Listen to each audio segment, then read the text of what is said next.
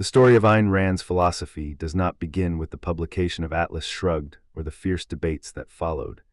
It begins in the smoky streets of Petrograd in the winter of 1917, when a young woman named Alisa Zinovevskaya watched the old world crumble beneath the weight of a revolution that promised equality while delivering compulsion.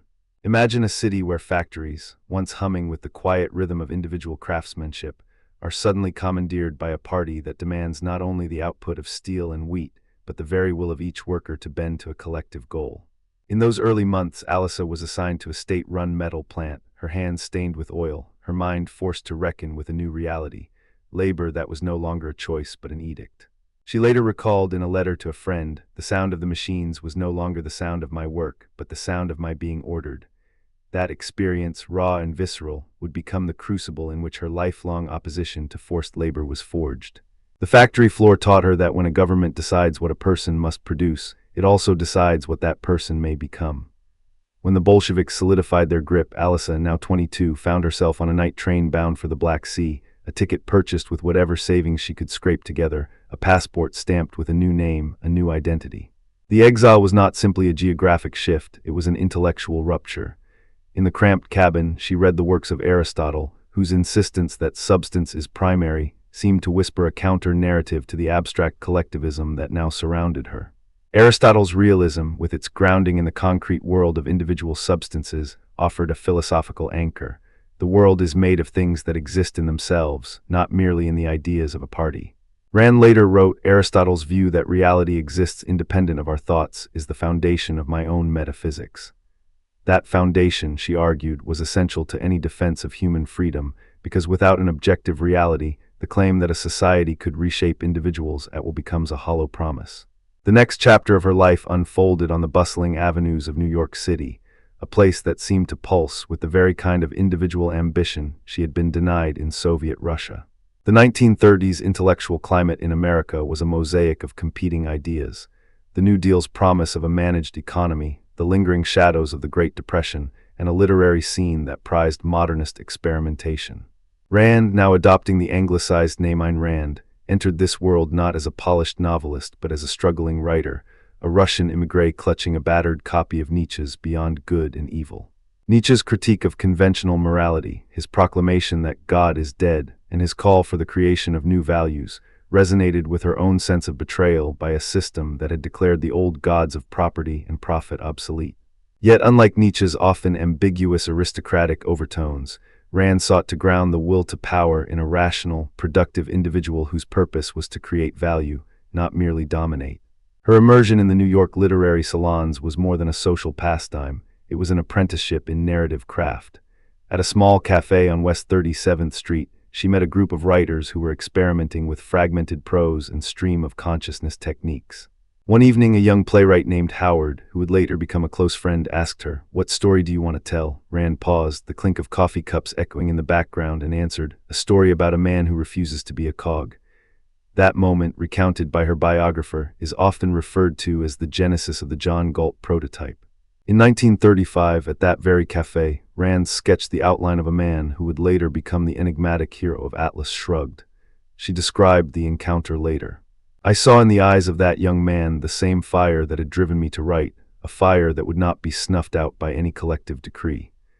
The anecdote illustrates how the New York literary scene did more than influence her style. It gave her a narrative template for the heroic individual, a template she would refine into the larger philosophical edifice of Objectivism. While the cafes of Manhattan nurtured her imagination, the broader American intellectual climate of the 1930s and 1940s was wrestling with its own contradictions. The rise of collectivist ideologies, socialism in the Soviet Union, fascism in Europe, and even the creeping corporatism of American big business, presented a stark backdrop against which Rand positioned her ideas. She observed that, unlike the European fascist regimes that glorified the state, the American model seemed to promise freedom, yet often delivered a different kind of coercion. The expectation that individuals subsume their desires to the common good defined by bureaucrats. In a 1946 essay she wrote, "The state that claims to protect you is the very one that tells you what you may think, what you may own, what you may become." This critique was not a mere political stance. It was rooted in a metaphysical conviction that reality is objective, that values are derived from the facts of existence, and that any attempt to legislate morality is a denial of the human mind's capacity to perceive those facts. Her first major novel, We the Living, published in 1936, was a thinly veiled account of her own experiences in Soviet Russia. The protagonist, Kira, works in a state-run textile mill, her creative spirit stifled by the demands of a regime that measures worth in output quotas. Rand's description of forced labor is stark. The factory was a furnace that melted the individual into a uniform, a furnace that demanded the heat of one's soul without offering the warmth of a purpose.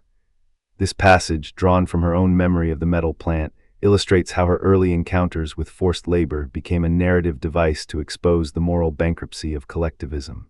Critics of the time dismissed the novel as a propaganda piece, yet its emotional resonance lay in the vivid, lived experience behind the fictional veneer. The second concrete example of how her personal history shaped her philosophy can be seen in the way she constructed the architectural world of the Fountainhead.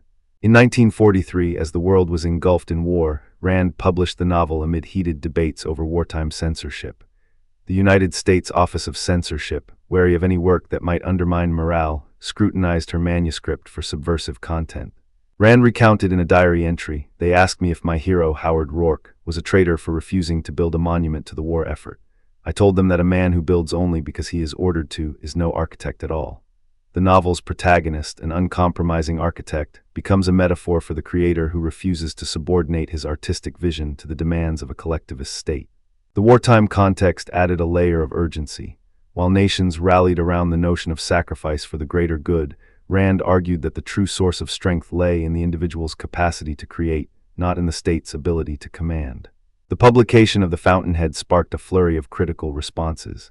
Some contemporary reviewers, such as the literary critic Lionel Trilling, dismissed Rand as a reactionary novelist, accusing her of using fiction to mask a political agenda against socialism. Trilling wrote, "Her work is a thinly veiled polemic, more concerned with the spectacle of defiance than with the nuances of human experience." This critique, while acknowledging her rhetorical power, framed her as a cultural reactionary, someone who opposed progressive reforms not out of philosophical rigor, but out of nostalgic yearning for a pre-collectivist order. On the other hand, scholars like James T. Baker argued that Rand's dismissal of the social safety net was a grave oversight. He contended, by glorifying the self-made man, Rand ignores the reality that not all individuals start from the same point. A society that provides a safety net does not diminish virtue, it merely acknowledges the uneven distribution of chance. These counterarguments form a crucial part of the intellectual dialogue surrounding Rand's thought, forcing us to ask, can a philosophy that celebrates the heroic individual truly accommodate the vulnerable, or does it risk becoming an exclusive creed for the already empowered? To answer that, we must situate Rand within the broader tradition of political philosophy. Thomas Hobbes, in his Leviathan, argued that the social contract is a necessary surrender of some freedoms to a sovereign power in order to escape the state of nature, a condition he described as solitary, poor, nasty, brutish, and short. Hobbes saw the sovereign as the guarantor of peace, even if that meant curtailing individual liberty. Rand, by contrast, rejected the premise that individuals must trade their rational agency for security. She wrote, "The only proper purpose of government is to protect man's rights, not to own him." In this sense, Rand's objectivism can be seen as an inversion of Hobbesian thought. Rather than fearing the chaos of the state of nature, she feared the tyranny of the collective, which she believed would erode the very conditions that allow individuals to thrive. John Stuart Mill, the champion of utilitarianism, offered another point of contrast. Mill's principle of the greatest happiness for the greatest number suggests that individual liberties may be limited when they conflict with overall societal welfare. Mill, however, also defended the harm principle, arguing that the only justification for limiting liberty is to prevent harm to others. Rand embraced the harm principle but extended it into a moral axiom. Each person has the right to pursue his own happiness, provided he does not initiate force against another. She wrote, "Man's own life is his ultimate value." Yet, unlike Mill, who allowed for paternalistic interventions if they promoted overall happiness, Rand rejected any form of altruistic sacrifice. She claimed that altruism, as a moral doctrine, is the philosophical foundation of collectivist oppression. This divergence underscores why Rand's philosophy occupies a unique niche. It is simultaneously a defense of individual rights and a critique of any moral system that places the collective above the rational individual. Returning to the New York literary scene, we find another anecdote that illuminates how Rand's narrative style was shaped by her encounters with contemporary writers. In 1938, she attended a reading at the Poetry Club, where the poet E. E. Cummings performed a piece that fractured syntax and abandoned conventional punctuation. Rand, sitting in the back row, whispered to her companion, "He breaks the form, but he still tells a story about the human heart." She later reflected, "Cummings showed me that the form can be as revolutionary as the content, but the story must remain clear." This insight guided her later decision to write in a clear, declarative prose that she believed could convey complex philosophical ideas without the obfuscation of literary excess. Her insistence on plain language was not a rejection of artistic beauty, but a strategic choice to make the principles of objectivism accessible to the widest possible audience. In a 1957 interview, she explained, "If the message is hidden behind a maze of metaphor, it will never reach the mind that needs it." The war years also brought Rand into contact with the burgeoning American libertarian movement, a group of thinkers who, like her, were skeptical of expanding state power. Figures such as Albert J. Nieman and Frank Chodorov were publishing essays that warned against the New Deal's encroachment on economic freedom. Rand attended a meeting of the Freedom Group in 1941, where she heard a young economist argue that the market, left to its own devices, is the most moral institution we have because it respects the choices of each participant. This resonated with her own belief that rational self-interest is the engine of progress. Yet Rand's relationship with these libertarians was complex. While they shared a distrust of government, many of them were still influenced by classical liberalism, which held a more modest view of the role of the state. Rand, however, argued for a minimal state that existed solely to protect individual rights, a stance that would later be codified in her essays on politics. The publication of The Fountainhead in 1943 also intersected with a specific moment of wartime censorship. The Office of War Information, concerned that any narrative glorifying defiance could undermine the war effort, requested that Rand alter a passage where Rourke refuses to design a government building for a foreign ally. Rand responded with a letter to the censor. "If the state can compel an architect to design a monument for the sake of propaganda, it has already won the battle over the mind. My refusal is not an act of sabotage, but an affirmation of the principle that creativity cannot be commandeered." The censor, after a tense review, allowed the novel to be published unaltered, a decision that sparked debate in literary circles about the limits of artistic freedom during wartime.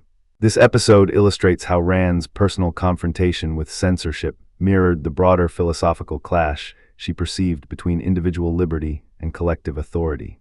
In the years following the war, Rand's ideas found a receptive audience among a generation disillusioned by the promises of the New Deal and wary of the looming Soviet threat. Her essays in the Objectivist newsletter articulated a vision of a society built upon rational self-interest, where the free market was not merely an economic system, but a moral framework. She wrote, "Capitalism is the only system that recognizes the individual as an end in himself, not as a means to any collective goal." Yet, this moral elevation of capitalism attracted criticism from scholars who argued that it ignored the social conditions that enable individuals to act rationally. The economist John Maynard Keynes, for instance, contended that, without a safety net, the market can become a battlefield where the strong prey upon the weak. While Rand never directly engaged with Keynes, the contrast between their views highlights the central tension in her intellectual context. The balance between a society that protects rights and one that provides support. To understand the depth of Rand's philosophical roots, we must also consider the influence of Nietzsche's critique of morality on her concept of the virtue of selfishness. Nietzsche's declaration that the noble soul has the right to claim its own existence as a value resonated with Rand's belief that rational self-interest is not only permissible but virtuous. However, where Nietzsche celebrated the Übermensch as an artistic, often ambiguous figure, Rand fashioned a concrete, rational hero who creates value through productive work. She wrote in The Virtue of Selfishness, "The man who lives for his own sake is the only one who can truly love." This reinterpretation of Nietzsche's ideas reflects both continuity and departure.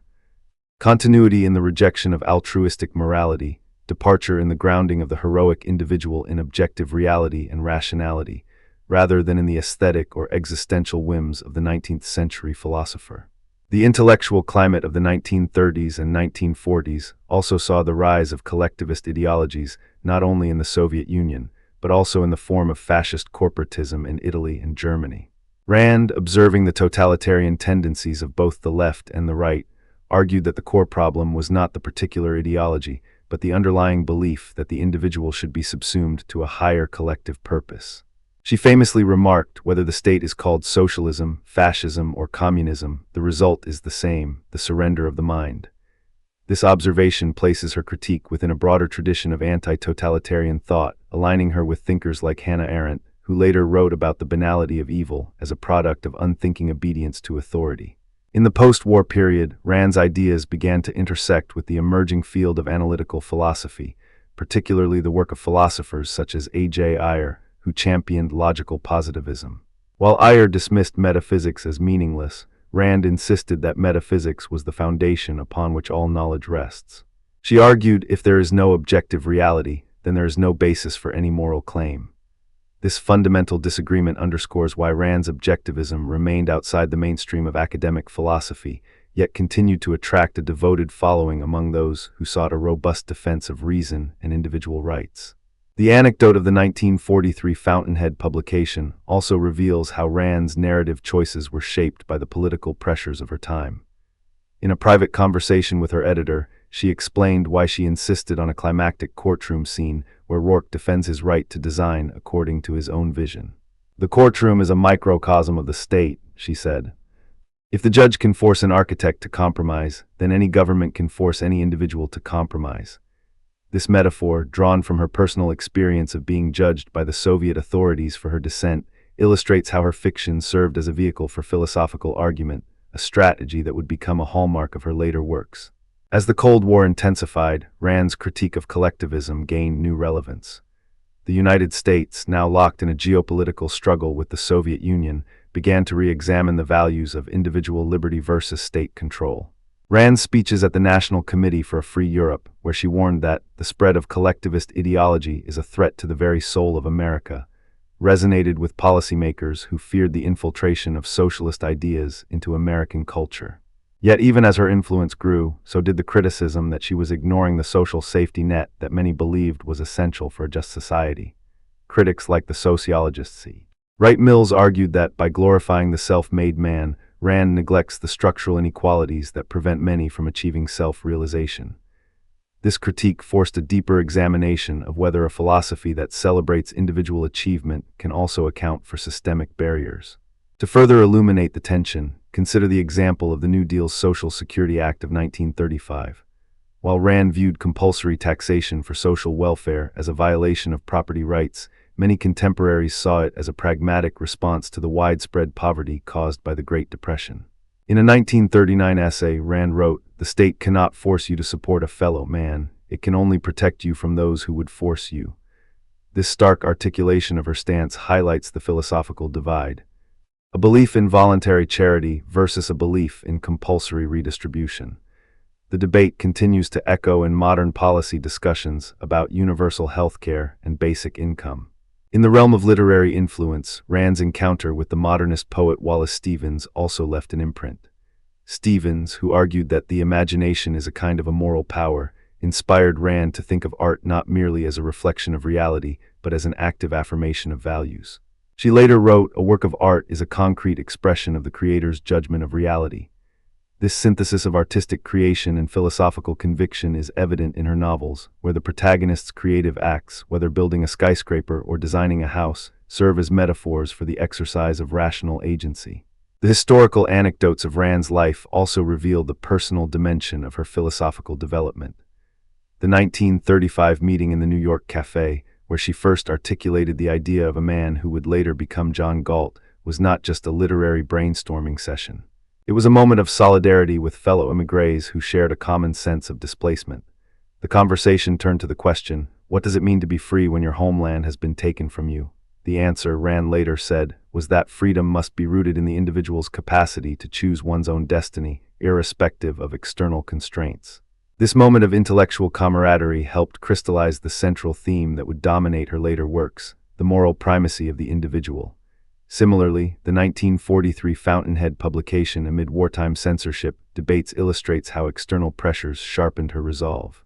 When the Office of War Information suggested that the novel's themes might undermine morale, Rand responded with a letter that read, "The true morale of a nation lies in the courage of its individuals to stand for their convictions." even when the world demands conformity. This stance not only defended her artistic freedom, but also reinforced her philosophical claim that the state's attempt to regulate thought is inherently immoral. The cross-references to Hobbes and Mill are not merely academic exercises. They serve to position Rand within a lineage of thinkers who grappled with the balance between authority and liberty. Hobbes's social contract, premised on the surrender of some freedoms for security, is inverted in Rand's vision of a contract that protects only the rights that the individual has not willingly relinquished. Mill's utilitarianism, with its emphasis on the greatest happiness, is critiqued by Rand for sacrificing the individual's right to pursue his own happiness on behalf of an abstract majority. By engaging with these traditions, Rand demonstrates that her philosophy is not an isolated outburst, but a continuation of the age-old debate about the nature of freedom. In the years after The Fountainhead, Rand's second major novel, Atlas Shrugged, published in 1957, would synthesize all these influences: the realism of Aristotle, the moral critique of Nietzsche, the political skepticism of Hobbes, and the individualist ethic of Mill, into a sprawling narrative that dramatized the consequences of a society that abandons its most productive individuals. The novel's protagonists, Dagny Taggart and Hank Rearden, embody the rational, productive man who refuses to be sacrificed on the altar of collectivist demands.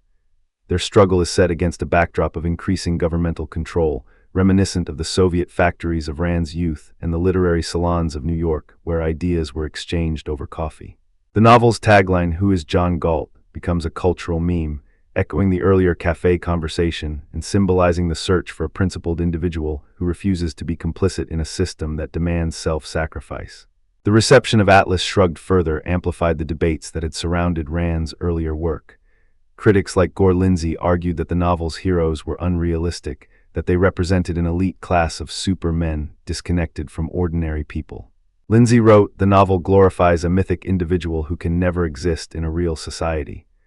In response, Rand insisted that her heroes were not myths, but exemplars of what human beings can achieve when unshackled from coercive institutions. She wrote, "If the world will not allow a man to be great, then the world is not worthy of greatness." This exchange underscores the persistent tension between the ideal and the pragmatic, a tension that has kept her philosophy alive in contemporary discourse. In modern interpretations, scholars such as Leonard Peikoff have sought to systematize Rand's ideas into a coherent philosophical system, emphasizing the integration of metaphysics, epistemology, ethics, politics, and aesthetics. Peikoff argues that objectivism is the only comprehensive philosophy that affirms the primacy of existence, the faculty of reason, and the moral right of the individual to pursue his own happiness. Yet contemporary critics like Michael Sandel have challenged the moral foundations of this claim, asking whether a society that prizes self-interest above all else can sustain a sense of communal responsibility. Sandel's question, "What is the good life if each person lives solely for themselves?" echoes the earlier debates raised by Mill and Hobbes, suggesting that Rand's philosophy continues to provoke essential moral inquiries. The influence of Rand's early experiences, her forced labor in Soviet factories, her exile to America, her immersion in the New York literary scene, remains evident in the way she frames philosophical arguments as narratives of human struggle. Her use of concrete examples, such as the factory floor that taught her the horror of compelled labor, and the cafe where the John Galt prototype was born, illustrates how personal history can become the raw material for a broader philosophical system. By weaving together anecdote, historical context, and rigorous argument, she creates a tapestry that invites listeners not only to understand her ideas, but to feel the urgency behind them. In reflecting on the historical roots and intellectual context that shaped Ayn Rand, we see a confluence of personal trauma, philosophical inheritance, and cultural encounter. The Russian Revolution provided the stark illustration of collectivist coercion. The exile to America offered a laboratory of individualism. The literary salons sharpened her narrative voice. The works of Aristotle, Nietzsche, Hobbes, and Mill supplied the intellectual scaffolding. The concrete experiences, working in a Soviet factory, navigating wartime censorship, served as the lived proof that would later become the pillars of objectivism. The anecdotes of the 1935 cafe meeting and the 1943 censorship debate remind us that philosophy is not merely abstract speculation, but a response to real events that test the limits of human freedom. As we contemplate Rand's legacy, we are left with enduring questions. Can a philosophy that celebrates rational self-interest coexist with a compassionate society that cares for its most vulnerable? Does the emphasis on objective reality and individual rights provide a sufficient moral compass in an increasingly interconnected world? The answers may lie, as Rand herself suggested, in the willingness to confront these questions directly, without surrendering either to the tyranny of the collective or to the complacency of unexamined altruism.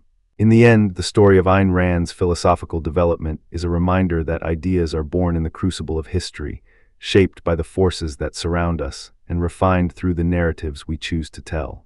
The world we inhabit, the trees that line the street, the distant stars that punctuate the night, all exist whether we turn our minds toward them or not. Ayn Rand's metaphysical claim, that reality is absolute, that it exists independent of any consciousness, is the cornerstone upon which her entire philosophical edifice rests.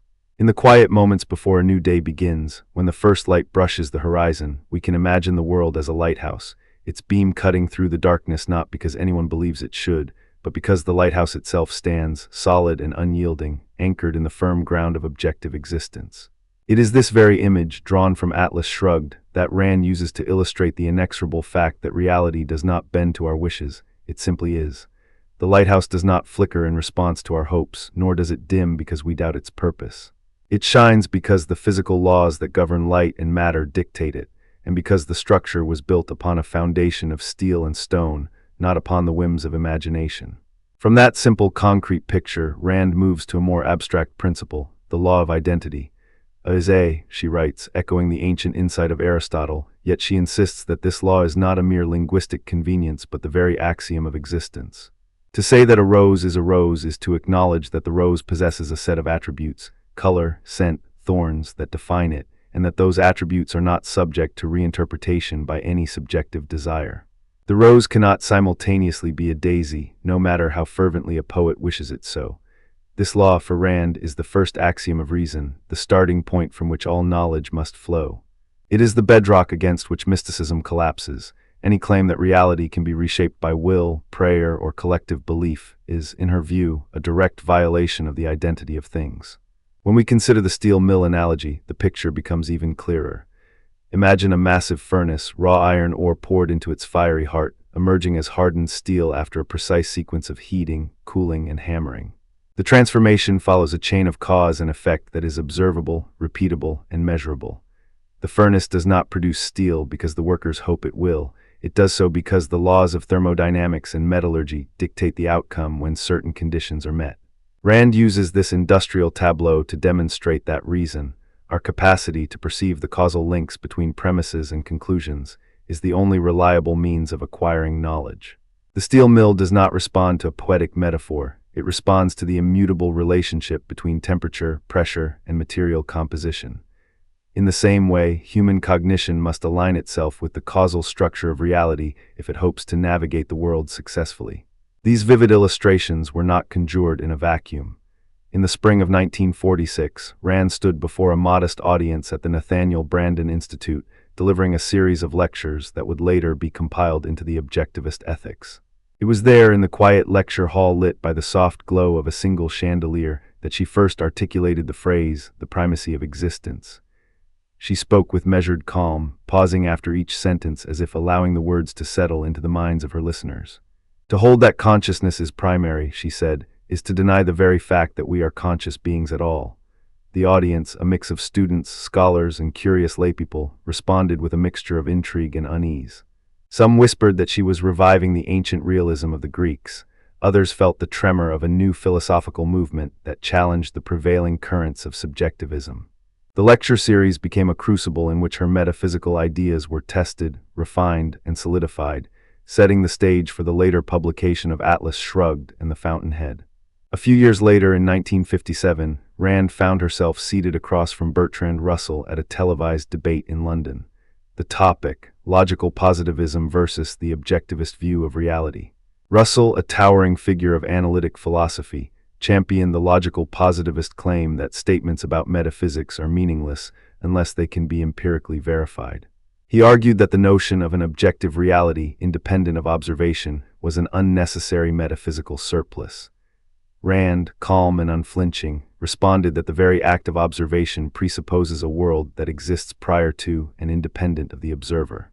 She quoted Aristotle, "The essence of a thing is its being," and added, "If we deny the existence of an objective world, we deny the very ground upon which knowledge stands." The debate was intense, the audience held in suspense, but the most striking moment came when Russell, after a prolonged silence, asked, "What if the world is a construct of our language?" Rand's answer was simple. "Then the world is a lie, and we are condemned to live in a self-deception." Though the debate never resolved their differences, it cemented Rand's position as a staunch defender of metaphysical realism in a time when many intellectuals were drifting toward linguistic and cultural relativism. To understand why Rand placed such emphasis on the law of identity, we must trace its lineage back to Aristotle's four causes.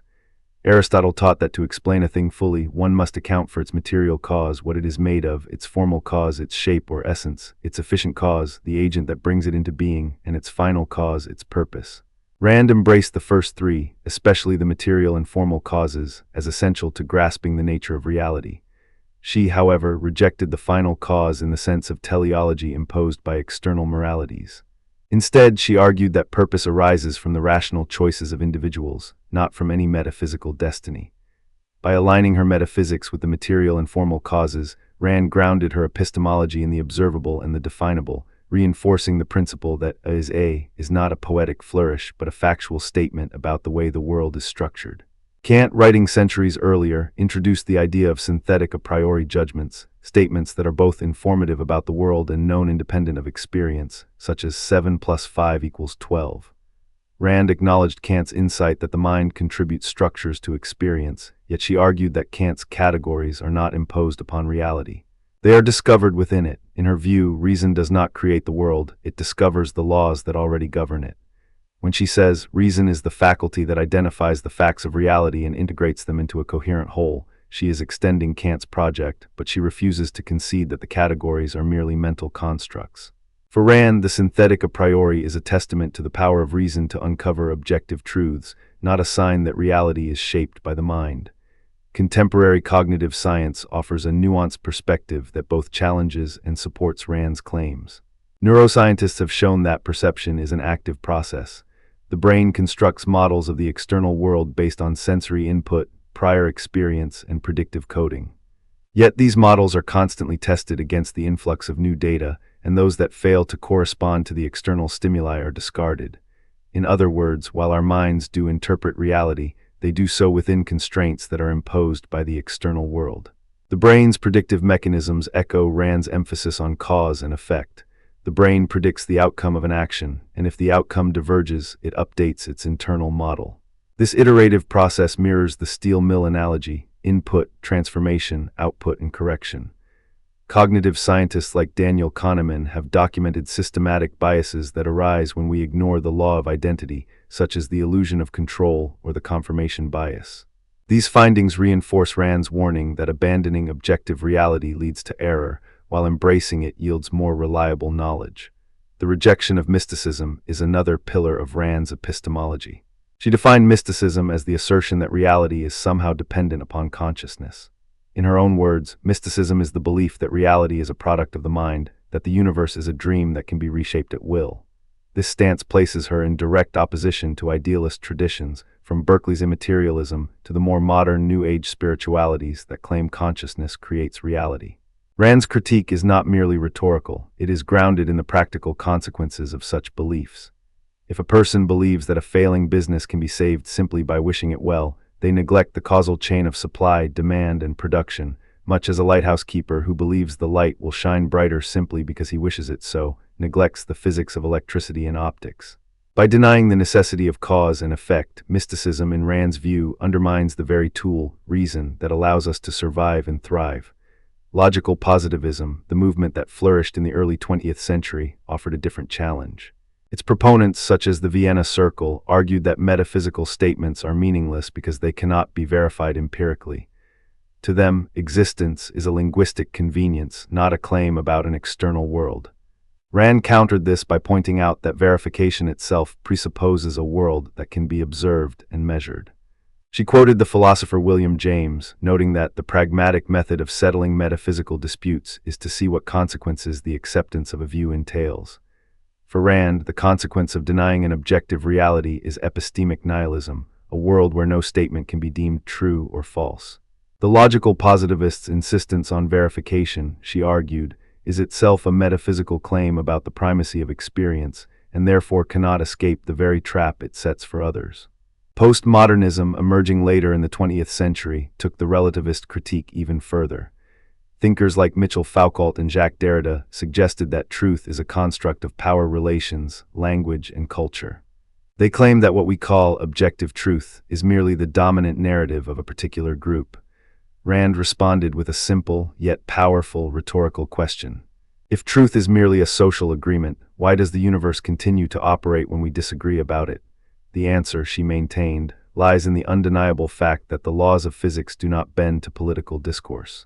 A bridge will collapse if its engineering calculations are ignored, regardless of the prevailing cultural narrative.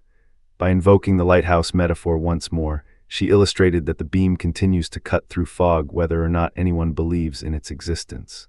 This counterargument underscores that while language shapes our understanding, it does not create the underlying reality that constrains all language.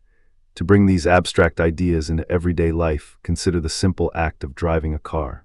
The driver must recognize that the car's engine converts fuel into motion according to the laws of thermodynamics.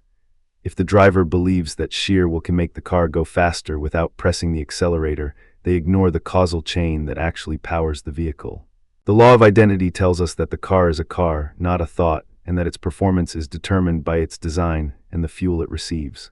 Similarly, a chef in a kitchen must understand that heat transforms raw ingredients into cooked food.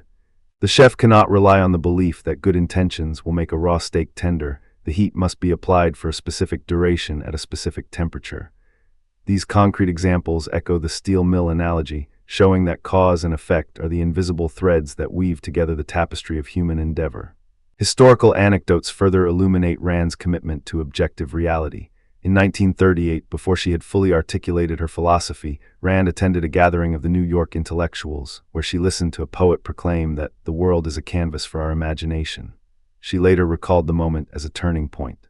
I realized then that the world was not a canvas, but a stone wall, solid and unchangeable, upon which we must build our ideas, not paint them. This anecdote, recounted in her later essays, demonstrates how early encounters with romantic subjectivism spurred her to defend the reality that stood independent of such flights of fancy. Another anecdote comes from her time at the University of Michigan, where she studied philosophy and history.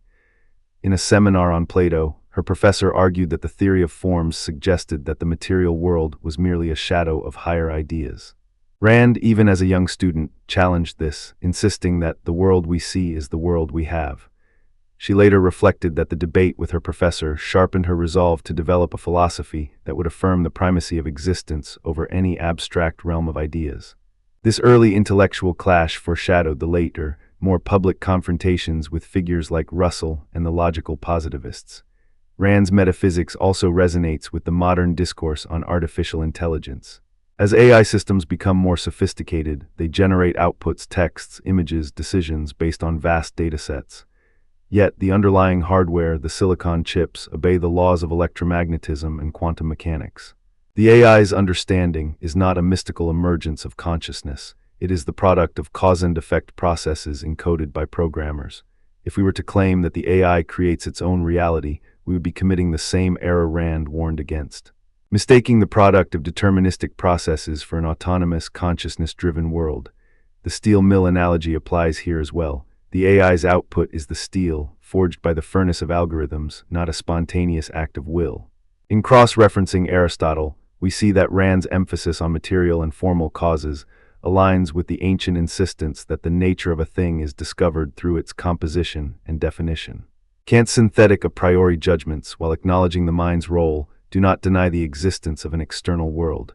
Rather, they suggest that reason can reach beyond mere observation to grasp necessary truths about that world. Contemporary cognitive science, with its findings on predictive processing, shows that the brain's models are constantly calibrated against external feedback, reinforcing the idea that reality imposes constraints that cannot be overridden by belief alone. Rand's rejection of mysticism also finds a parallel in the work of the physicist Albert Einstein, who famously said, "The most incomprehensible thing about the world is that it is comprehensible." Einstein's confidence in the discoverability of objective laws mirrors Rand's faith in reason. Both men, though operating in different domains, shared a conviction that the universe is not a chaotic swirl of subjective impressions, but a structured, intelligible system awaiting human understanding. Finally, we return to the lighthouse. Imagine a stormy night, the sea roiling, the wind howling. The lighthouse's beam sweeps across the water, a beacon of certainty in a world of turbulence. Mariners rely on that beam, not because they wish it to exist, but because its illumination is a fact of physical reality. The light does not dim when the sailors doubt it. It continues to cut through the night, guided by the immutable laws of optics. In the same way, Rand's metaphysics offers a philosophical lighthouse, a steady, unflinching affirmation that reality is there, that reason is our only compass, and that the law of identity is the fixed point around which all knowledge must revolve. By embracing this foundation, we navigate the seas of uncertainty with confidence, aware that the world does not bend to our whims, but that we, through reason, can understand and shape our lives within its steadfast parameters. The idea that a moral life can be built upon the firm ground of rational self-interest is perhaps the most striking and most misunderstood claim of Ayn Rand's philosophy. When we speak of ethics, we often imagine a set of commandments that point us outward, toward the welfare of others, or we picture a cold calculus that reduces every action to a balance sheet of pleasure and pain. Rand offers a third way, one that insists that the highest moral purpose of a human being is to live for his own sake, to pursue his own rational values, and to cultivate virtues that enable him to do so. In this segment, we will explore the architecture of that ethical framework, examine its central virtues, productiveness, pride, and independence, illustrate it with two of Rand's most vivid fictional heroes, recount two pivotal historical moments that shaped the development of objectivist ethics, and then turn to the strongest objections. The altruist tradition represented by Peter Singer's utilitarianism and the psychological egoism camp that claims self-interest is a descriptive fact, not a prescriptive norm. Along the way, we will hear the voices of Aristotle, John Stuart Mill, and contemporary moral psychologists, and we will see how Rand's ideas both echo and diverge from these older traditions. Let us begin with the very foundation of Rand's ethical claim, that man is a rational being, and that his nature demands a moral code that respects his capacity to think, choose, and act. In The Virtue of Selfishness, Rand writes, every man is an end in himself, not a means to the ends of others. This is not a declaration that we should trample on our neighbors, but a statement of ontological fact. A human being exists as an independent, volitional entity, and his life is his ultimate value. From this premise follows the principle of rational self-interest, which Rand calls the principle of selfishness. It tells us that we must act in accordance with reason, that we must identify the facts of reality, and that we must choose actions that sustain and enrich our lives. Reason, for Rand, is the only means of acquiring knowledge, and therefore the only guide to action. Any moral system that demands sacrifice of the self to an abstract, greater good is, in her view, a betrayal of the very faculty that makes morality possible. The virtues that arise from this principle are not abstract qualities, but concrete habits of thought and behavior that enable a person to thrive. The first of these is productiveness. Rand defines productiveness as the effortful creation of values, the acquisition of wealth, the building of a life that reflects one's own rational goals. It is not merely a matter of labor, it is the expression of one's mind in the world. When we create a building, a piece of music, a scientific theory, we are manifesting our rational nature. In the words of Howard Rourke, the architect at the heart of the Fountainhead, I don't build in order to be liked. I build because I must. Rourke's insistence on creating according to his own vision, regardless of popular taste, embodies the virtue of productiveness as a moral imperative. He does not see his work as a means to an external approval, but as a direct expression of his rational judgment. The second virtue is pride. For Rand, pride is not vanity, but a moral sense of one's own value. It is the acknowledgement that one's life is worth living, that one's achievements are worthy of respect, and that one must hold oneself to a high standard. Pride, in this sense, is a kind of self-affirmation that fuels the pursuit of excellence. When Rourke refuses to compromise his design for the sake of a client's whims, he is acting out of pride in his own judgment, not out of contempt for the client.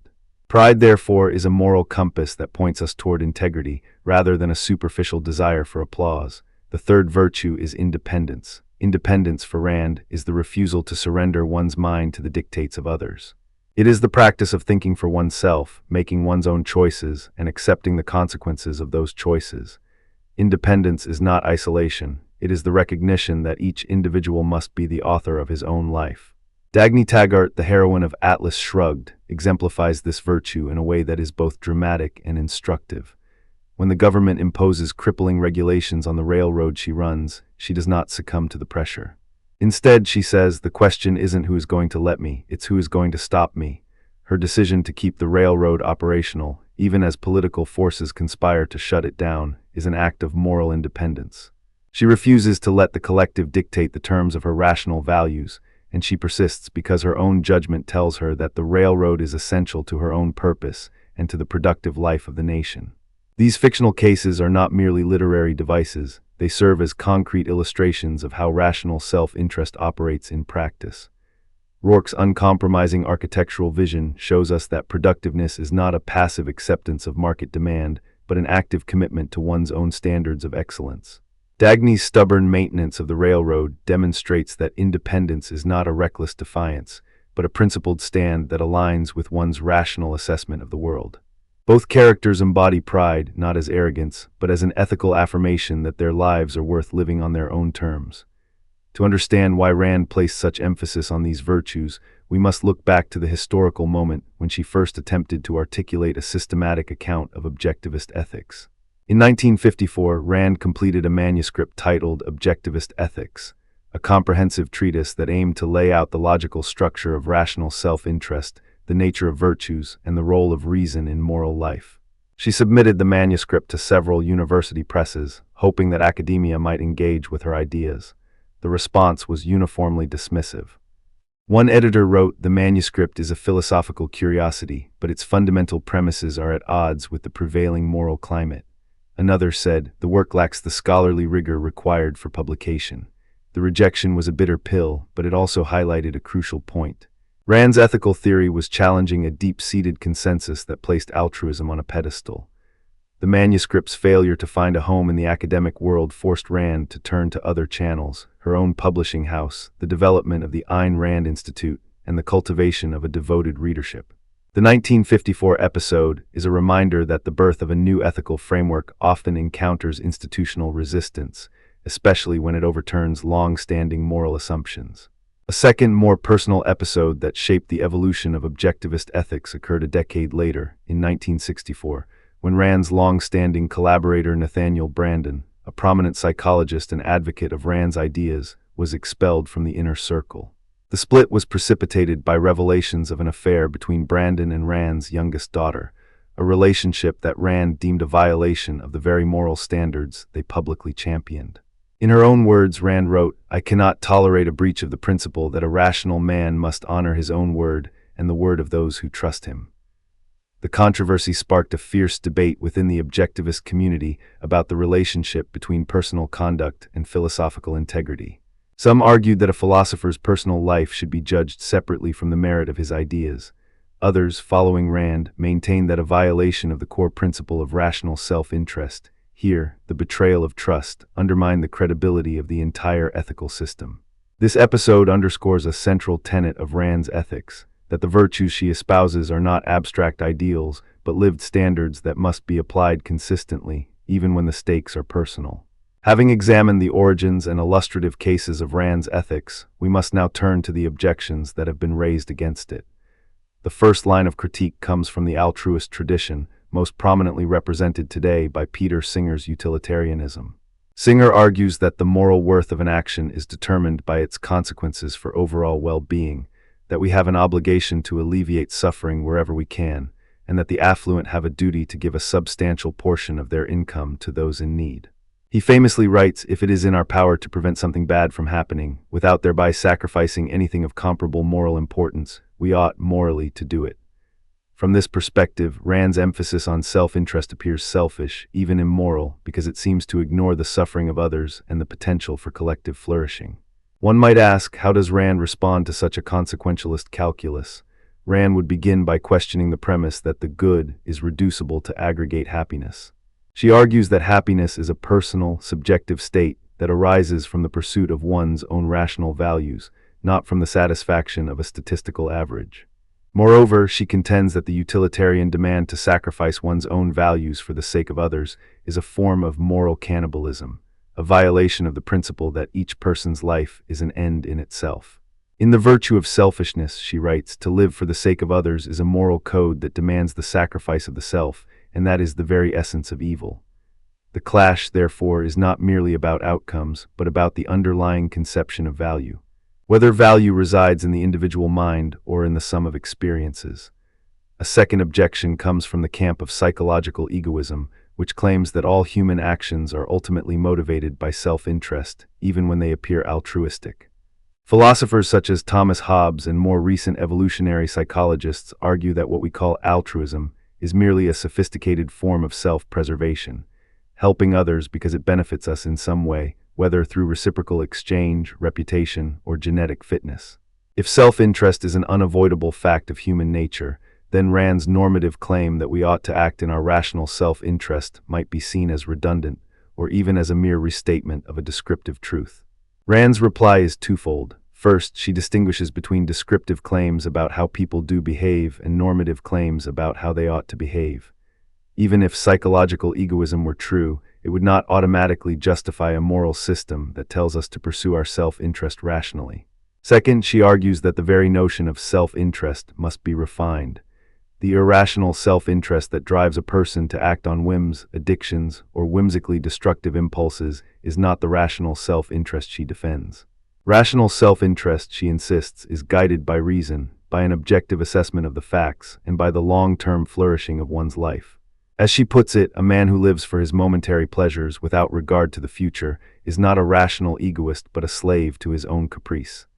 Thus, psychological egoism may describe certain human tendencies, but it does not capture the moral ideal that Rand envisions. To deepen our understanding of these disputes, let us bring in Aristotle's virtue ethics, a tradition that at first glance seems closer to Rand's emphasis on character. Aristotle famously defined virtue as a habit of choosing the mean between excess and deficiency, a balanced disposition that enables a person to achieve eudaimonia, flourishing, or a good life. Both Aristotle and Rand agree that virtue is a habit, that it is cultivated through practice, and that it is essential for a life worth living, yet they diverge sharply on the source of the mean. Aristotle's moral psychology is rooted in the concept of telos, the purpose inherent in a human being, which is expressed through a life of rational activity in accordance with the community. The community for Aristotle is an essential context. Virtues are practiced within a polis, and the good of the city is part of the good of the individual. Rand, by contrast, rejects any notion that the individual's moral worth is contingent upon the community. She argues that the community is a voluntary association of rational individuals, not a source of moral authority. In this sense, her virtue of independence stands in stark opposition to Aristotle's view that the polis helps shape the virtuous mean. Yet there is a subtle resonance. Both philosophers see the cultivation of the mind as central to virtue.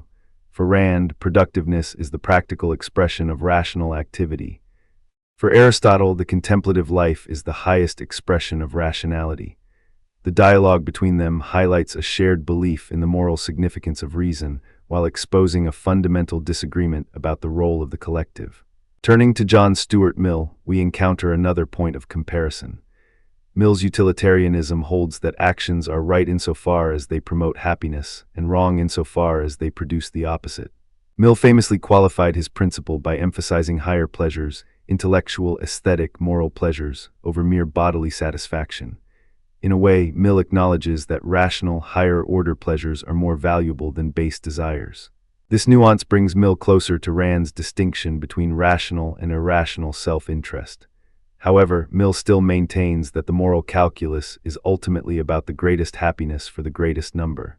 Rand would argue that this calculus still treats the individual as a means to a collective end, and thus violates the principle that each person is an end in himself.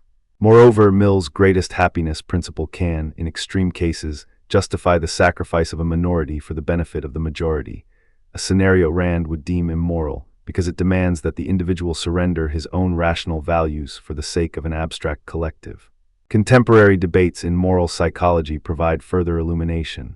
Recent research on psychological altruism suggests that humans are capable of genuine concern for others, independent of self-interest.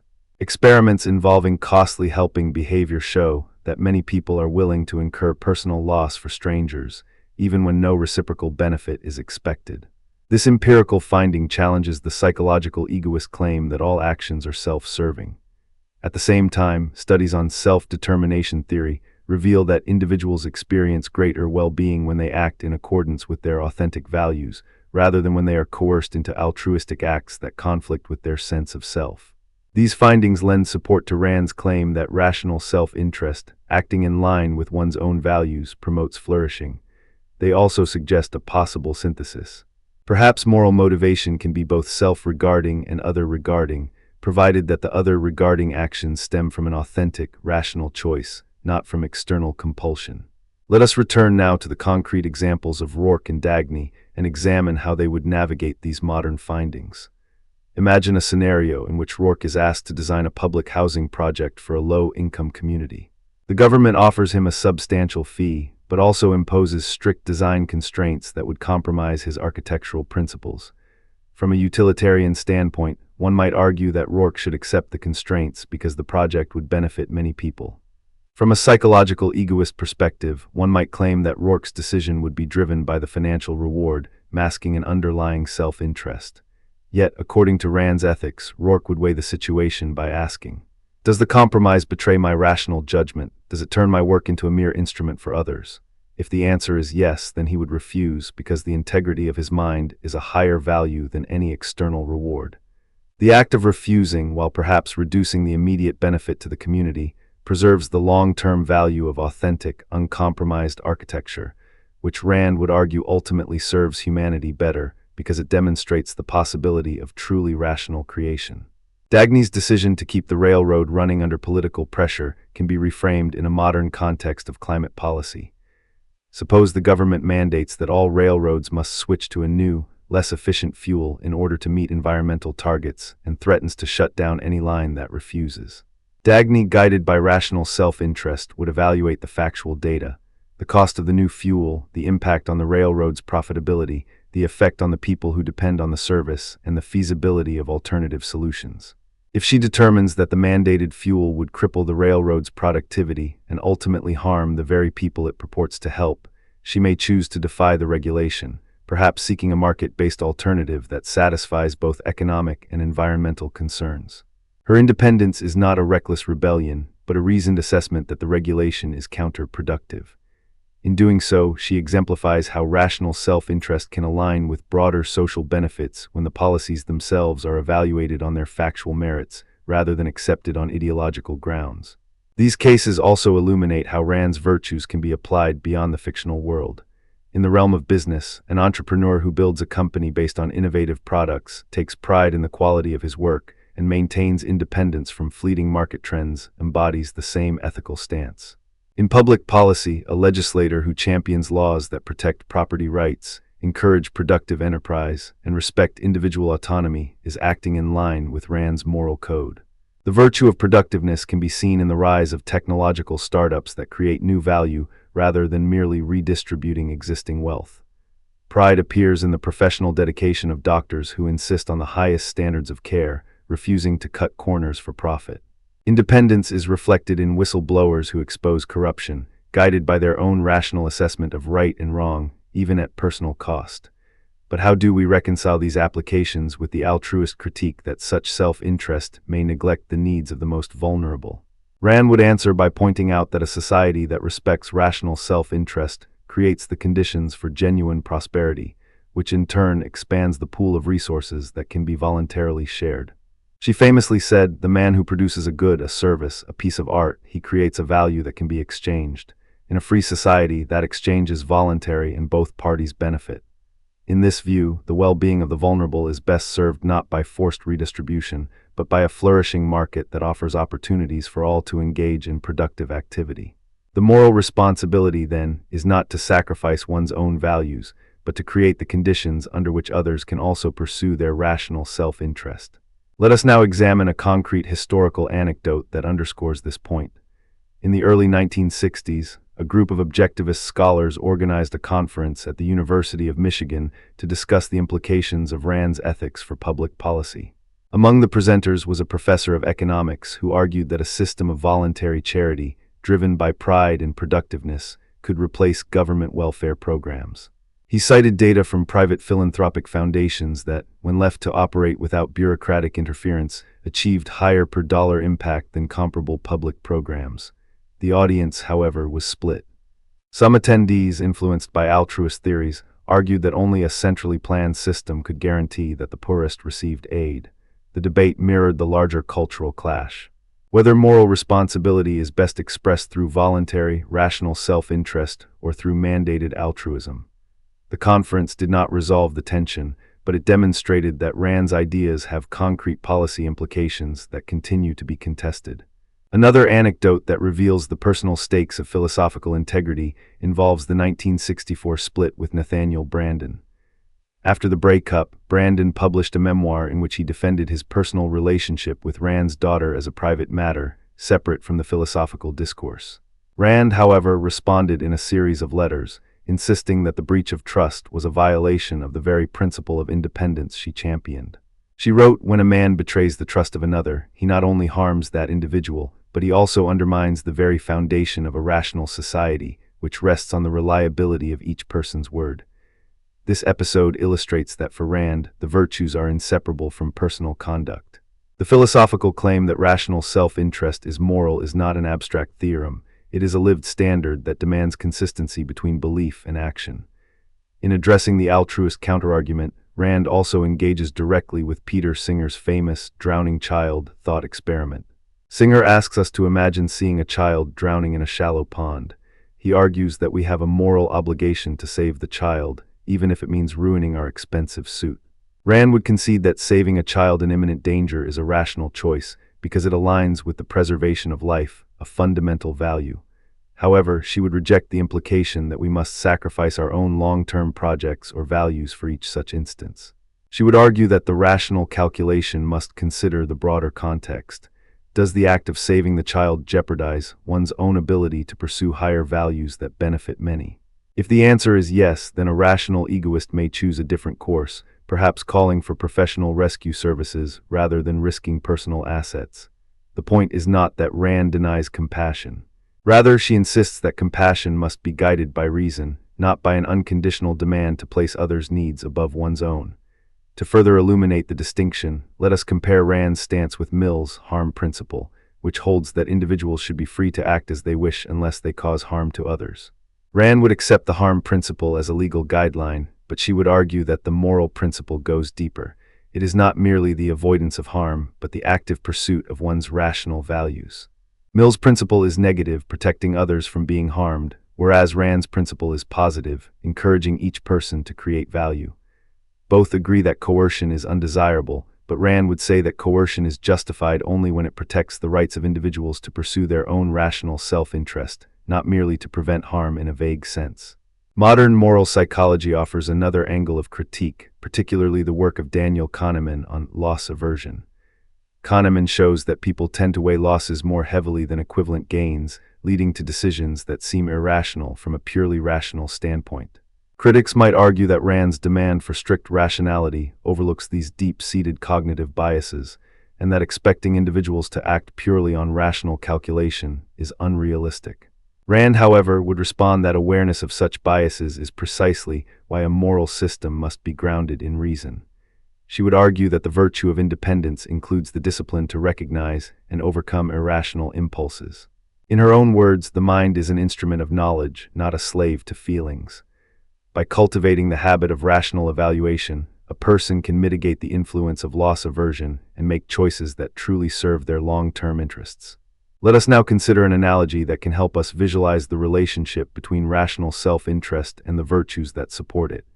Imagine a garden. Productiveness is the act of planting seeds, nurturing the soil, and tending to the plants. Pride is the gardener's satisfaction in seeing the garden flourish, a sense of ownership over the beauty that emerges. Independence is the gardener's decision to follow a cultivation method that suits the particular climate and soil, rather than blindly copying a neighbor's technique. If the gardener were to sacrifice his own garden for the sake of a communal park that he does not value, he would be neglecting his own rational interest. Yet, if the gardener shares his surplus produce with neighbors, he does so not out of a duty to give, but because the act aligns with his own values of generosity and community, and because it does not compromise his own flourishing. This garden analogy mirrors Rand's view. The virtues are tools that enable the individual to cultivate a life of value, while also allowing for voluntary, mutually beneficial interactions with others. We have now traversed a wide terrain. The philosophical roots of rational self-interest, the core virtues of productiveness, pride, and independence, illustrative fictional cases, historical anecdotes that reveal the lived stakes of the theory, and the strongest counterarguments from altruist utilitarianism and psychological egoism. We have also positioned Rand in dialogue with Aristotle, Mill, and contemporary moral psychologists, and we have offered analogies and real-world applications that show how her ethics can be enacted today. In concluding this exploration, it is worth returning to a passage from Rand's The Virtue of Selfishness that encapsulates the spirit of her ethical project. The purpose of morality is to teach us, not to make us miserable. It teaches us to love the life we have and to love the life we could have if we would only think. The call to think rationally, consistently, and courageously is the call to virtue. It is a call to recognize that our lives are not a zero-sum game, but a field of possibilities that expand when each individual honors his own mind. It is a call to see that productiveness, pride, and independence are not selfish indulgences, but the very conditions that make cooperation, art, science, and love possible. When we ask ourselves whether we are acting out of a genuine assessment of our own values, or merely out of a socially imposed notion of duty, we are engaging in the central exercise of Rand's ethics. The answer, we hope, will guide us toward a life that is both morally sound and deeply fulfilling. When we turn our gaze toward the political landscape that Ayn Rand imagined, we encounter a vision that is at once starkly uncompromising and profoundly hopeful. She saw human beings as rational, purposeful creators, each bearing a moral claim to the fruits of one's own mind. From that premise sprang a defense of laissez-faire capitalism that she regarded not merely as an economic arrangement, but as the very embodiment of human rights. In this segment, we will walk through the architecture of that defense, trace its roots in earlier liberal thought, examine its concrete illustrations, and then hold it up to the weight of two of its most formidable critics, John Rawls and the Marxist tradition. Along the way, we will hear the echoes of Rand's own words, the testimonies she gave before Congress, the lobbying campaigns of her followers, and the real-world experiment of post-Soviet privatization. All the while, we will keep in mind the central question that animates Rand's political philosophy. How can a society protect the freedom of each individual to think, create, and trade without descending into the coercion of the collective? The starting point of Rand's political theory is the same one that undergirds her entire philosophical system, her metaphysics of objective reality and her epistemology of reason. If reality exists independent of consciousness, and if reason is our only means of grasping that reality, then the choices we make must be guided by a rational assessment of facts, not by the whims of sentiment or the dictates of a group. This leads directly to a moral principle that Rand called the non-aggression principle, a term she borrowed from classical liberalism, but infused with a uniquely objectivist flavor. In her own words, no man may initiate the use of physical force against another man, nor may he threaten him with such force. The principle is not a mere legal rule. It is a moral injunction that stems from the recognition that each person is an end in himself, a sovereign mind, and therefore possesses an inviolable right to life, liberty, and the pursuit of happiness. From the non-aggression principle, Rand derives the sanctity of property rights. Property, for Rand, is the physical expression of one's mind. When a painter creates a canvas, when an engineer designs a bridge, when a farmer cultivates a field, the resulting goods are the materialization of his intellectual effort. To claim ownership over those goods is to claim the right to the product of one's own rational activity. As she wrote in The Virtue of Self-Interest, every man is an end in himself, not a means to the ends of others. The moment a government or a collective claims the right to appropriate that product without the owner's consent, it violates the very principle that makes moral agency possible. Rand's political blueprint therefore limits the role of government to three narrowly defined functions: the police, to protect citizens from physical force; the armed forces, to protect them from external aggression; and the courts, to adjudicate disputes and enforce contracts. Anything beyond those functions, she argued, is an illegitimate expansion of state power that inevitably leads to the erosion of individual rights. The government, in her view, must be a night watchman, not a manager of the economy, not a provider of welfare, not a regulator of private enterprise. The market, left to its own devices, becomes the motor of the world, a phrase that resonates through the pages of Atlas Shrugged like a mantra. When Dagny Taggart asks, "What is the purpose of a free market?" the answer reverberates: to provide the conditions under which men can act on their own judgment, to exchange values voluntarily, and to create wealth without coercion. The metaphor of the motor captures the idea that the free market is the engine that converts human thought into material progress, turning the gears of invention, production, and distribution with the efficiency of a well-oiled machine. It is not a benevolent force that seeks to uplift the downtrodden. It is a neutral mechanism that rewards competence and punishes incompetence, thereby encouraging the flourishing of the most capable individuals. To see this metaphor in action, we can look at a concrete historical episode that, while imperfect, offers a glimpse of Randian principles in practice: the post-Soviet privatization of Russia in the early 1990s. After the collapse of the centrally planned economy, the Russian state embarked on a rapid program of shock therapy, selling off state-owned enterprises to private owners through vouchers and auctions. The intention, at least in the rhetoric of reformers, was to transfer ownership of the means of production into the hands of those who could best manage them, thereby unleashing the entrepreneurial spirit that had been suppressed under communism. In the first few years, the stock market in Moscow surged, foreign investment poured in, and a new class of private businessmen, often dubbed oligarchs, emerged. Some of these individuals, such as Mikhail Khodorkovsky, used their newfound ownership to modernize factories, introduce Western technology, and expand export markets.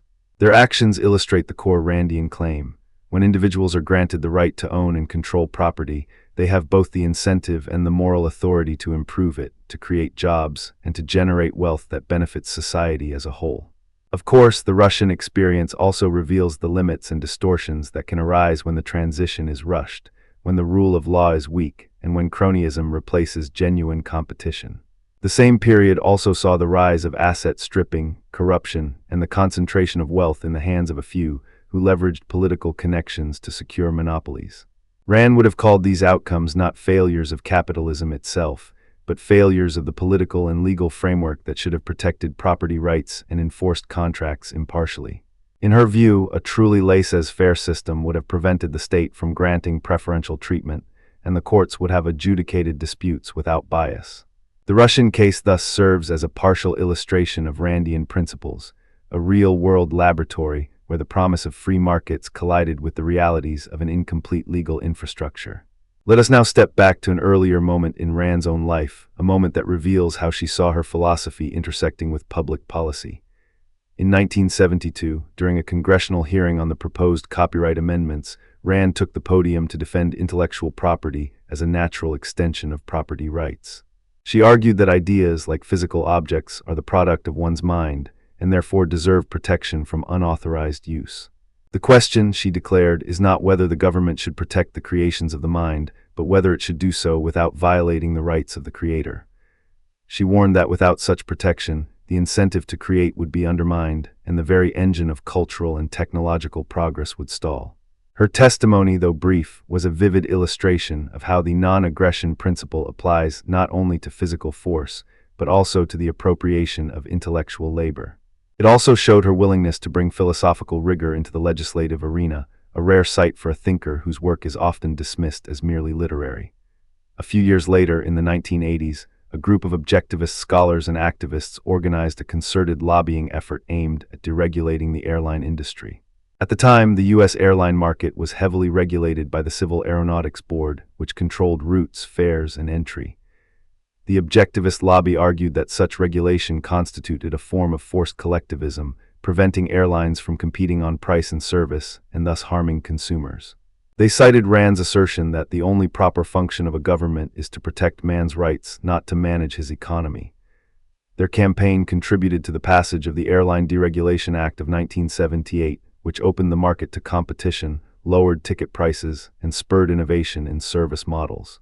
While the outcomes were mixed, some airlines went bankrupt, others thrived. The deregulation episode stands as a concrete example of how Rand's ideas have been mobilized to shape public policy, and how the principle of voluntary exchange can be translated into legislative reform. Having examined the foundations and illustrations of Rand's political philosophy, we now turn to the challenges it faces. The first major counterargument comes from the liberal egalitarian tradition, most famously articulated by John Rawls in A Theory of Justice. Rawls proposes the original position and the veil of ignorance as a thought experiment to determine the principles of a just society. From behind this veil, he argues, rational individuals would choose two principles: equal basic liberties for all, and the difference principle, which permits social and economic inequalities only if they benefit the least advantaged. In Rawls's view, a purely laissez-faire system would likely produce vast disparities that do not satisfy the difference principle, because the benefits would accrue primarily to the most capable, leaving the least advantaged worse off than under a more regulated arrangement. Rawls also emphasizes justice as fairness, insisting that the distribution of wealth and opportunities must be arranged so that each person's life prospects are not determined by arbitrary factors such as birth or social class. He writes, justice is the first virtue of social institutions. For Rawls, the state has a positive duty to correct the natural lottery through redistributive taxation, public education, and a social safety net. This stands in direct opposition to Rand's claim that any state intervention in the market is a violation of property rights. Rand would retort that forced redistribution is itself an act of aggression, a theft of the product of one's mind, and therefore cannot be justified by any appeal to fairness. She would point to the paradox that Rawls's theory presumes a level of equality that can only be achieved by violating the very principle of individual rights that Rawls himself holds dear. The second major critique comes from the Marxist tradition, which views capitalism as an inherently exploitative system. Marx famously declared, "The history of all hitherto existing society is the history of class struggles." He argued that under capitalism, the bourgeoisie, owners of the means of production, extract surplus value from the labor of the proletariat, paying workers less than the value they create. This, he claimed, is a structural form of aggression, because the capitalist class imposes its will on workers through the ownership of productive assets, leaving them dependent and alienated. Marxist theorists contend that the market, left unchecked, leads to concentration of wealth, wage suppression, and a cycle of exploitation that cannot be remedied by merely appealing to voluntary exchange. They would point to historical episodes of monopolies, labor exploitation, and environmental degradation as evidence that capitalism, in practice, does not respect the rights of all individuals. Rand's response to Marxist critique is rooted in her definition of exploitation. She argues that exploitation occurs only when one party initiates force against another, not when a transaction is mutually consensual. If a worker freely signs a contract to sell his labor for a wage, and the employer pays that wage, there is no moral violation. The problem, Rand maintains, is not the market itself but the coercive interventions that distort it, minimum wage laws, collective bargaining statutes that force employers to accept terms they would otherwise reject, and regulations that limit the freedom to negotiate. In her view, the true source of exploitation is the state's intrusion, not the free exchange of value. To deepen our understanding, it helps to trace the intellectual lineage of Rand's ideas back to earlier liberal thinkers. John Locke, in his second treatise of government, famously argued that individuals possess natural rights to life, liberty, and property, and that the primary purpose of government is to protect those rights. Locke's formulation of property rights as a natural extension of self-ownership directly informs Rand's claim that the smallest minority on earth is the individual. Both philosophers see the protection of property as the cornerstone of a free society, though Locke allows for a more expansive role for the state in ensuring the common good. Ayn Rand, however, pushes Locke's principle to its logical extreme, insisting that any state action beyond the narrow functions of police, military, and courts is a violation of the very rights it purports to protect. Milton Friedman, the Nobel-winning economist and champion of economic liberty, offers another bridge to contemporary libertarian thought. In Capitalism and Freedom, Friedman writes, "The great danger to the free market is the belief that it can be made to serve a purpose beyond the creation of wealth. This resonates with Rand's warning that when the state tries to use the market as a tool for social engineering, whether to redistribute wealth or to achieve environmental goals, it inevitably compromises the market's efficiency and the individual's freedom." Friedman's empirical approach to deregulation, exemplified by his support for the removal of price controls on milk and the abolition of the draft, aligns with Rand's philosophical insistence that voluntary exchange, not coercive planning, is the engine of progress. Contemporary libertarian thinkers such as Robert Nozick have taken Rand's ideas even further, proposing a minimal state limited to the enforcement of contracts and the protection of property. Nozick's Anarchy, State, and Utopia argues that any redistribution beyond this minimal state is unjust, a view that mirrors Rand's non-aggression principle. Yet Nozick also entertains the possibility of a utopian community that individuals can voluntarily join, a nuance that Rand would likely accept as long as participation remains consensual. The modern libertarian movement, with its advocacy for cryptocurrency, decentralized finance, and open-source platforms, can be seen as a technological extension of Rand's vision. A world where individuals can transact without reliance on state-mediated institutions, thereby reducing the avenues for coercion. Let us return for a moment to the motor of the world metaphor, because it serves as a useful analogy for the entire debate. Imagine a massive steam engine, its pistons driven by the precise timing of countless gears. Each gear represents an individual's decision: what to produce, how to price, where to invest. The steam that powers the engine is the collective knowledge, the discoveries, the innovations that arise from human reason. If an external force, say a hand that clamps a gear in place, attempts to dictate the motion of a single gear, the entire engine sputters, loses efficiency, and may even grind to a halt. In Rand's view, the state's regulations are that clamping hand. The non-aggression principle is the rule that no hand may interfere with any gear unless that gear itself initiates force. When the engine runs freely, it converts raw intellectual steam into tangible progress: bridges, medicines, communications. When the engine is shackled, the conversion rate drops and the output of human creativity diminishes. Yet Rawls might ask, what if the engine's pistons are unevenly sized? Some gears are massive, some are tiny. If the larger gears dominate the motion, the smaller ones may never engage, leading to a system where only a few reap the benefits. Rawls would argue that a fair adjustment, perhaps a redistribution of steam, could ensure that all gears receive enough power to turn. Rand would counter that any forced redistribution of steam is itself a violation of the right of each gear's owner to control the steam they have generated. She would point to historical instances where governments, in the name of fairness, seized the steam from productive gears and gave it to those who contributed little, only to see the engine's output decline. The Marxist critique adds yet another layer. It asks whether the very design of the engine presupposes a class of owners who control the steam and a class of workers who merely turn the gears. If the engine is built on a foundation that privileges ownership over labor, then the engine's efficiency may be high, but its moral legitimacy is called into question. Marx would say that true freedom requires a reconfiguration of the engine itself, perhaps a cooperative where each worker owns a share of the steam and the gears, thereby eliminating the class distinction. Rand would respond that such a reconfiguration is itself an act of force, because it requires the expropriation of existing property rights to redistribute the steam. She would argue that the moral path forward is not to redesign the engine through coercion, but to allow individuals to voluntarily form cooperatives, to invest in enterprises, and to own the steam they generate. In practice, the tension between these perspectives plays out in everyday policy debates. Consider the contemporary controversy over intellectual property in the digital age. Rand's testimony in 1972 anticipated the argument that creators deserve protection from unauthorized copying. Yet modern critics, invoking Rawlsian fairness, argue that overly restrictive copyright laws hinder the diffusion of knowledge, creating barriers that disproportionately affect the less advantaged. The debate over software patents, for instance, pits the Randian claim that inventors should reap the rewards of their ingenuity against the Rawlsian concern that such patents can create monopolies that limit access to essential technologies. The balance between protecting property rights and ensuring equitable access remains a live issue, illustrating how Rand's non-aggression principle must be interpreted in a complex, technologically mediated world.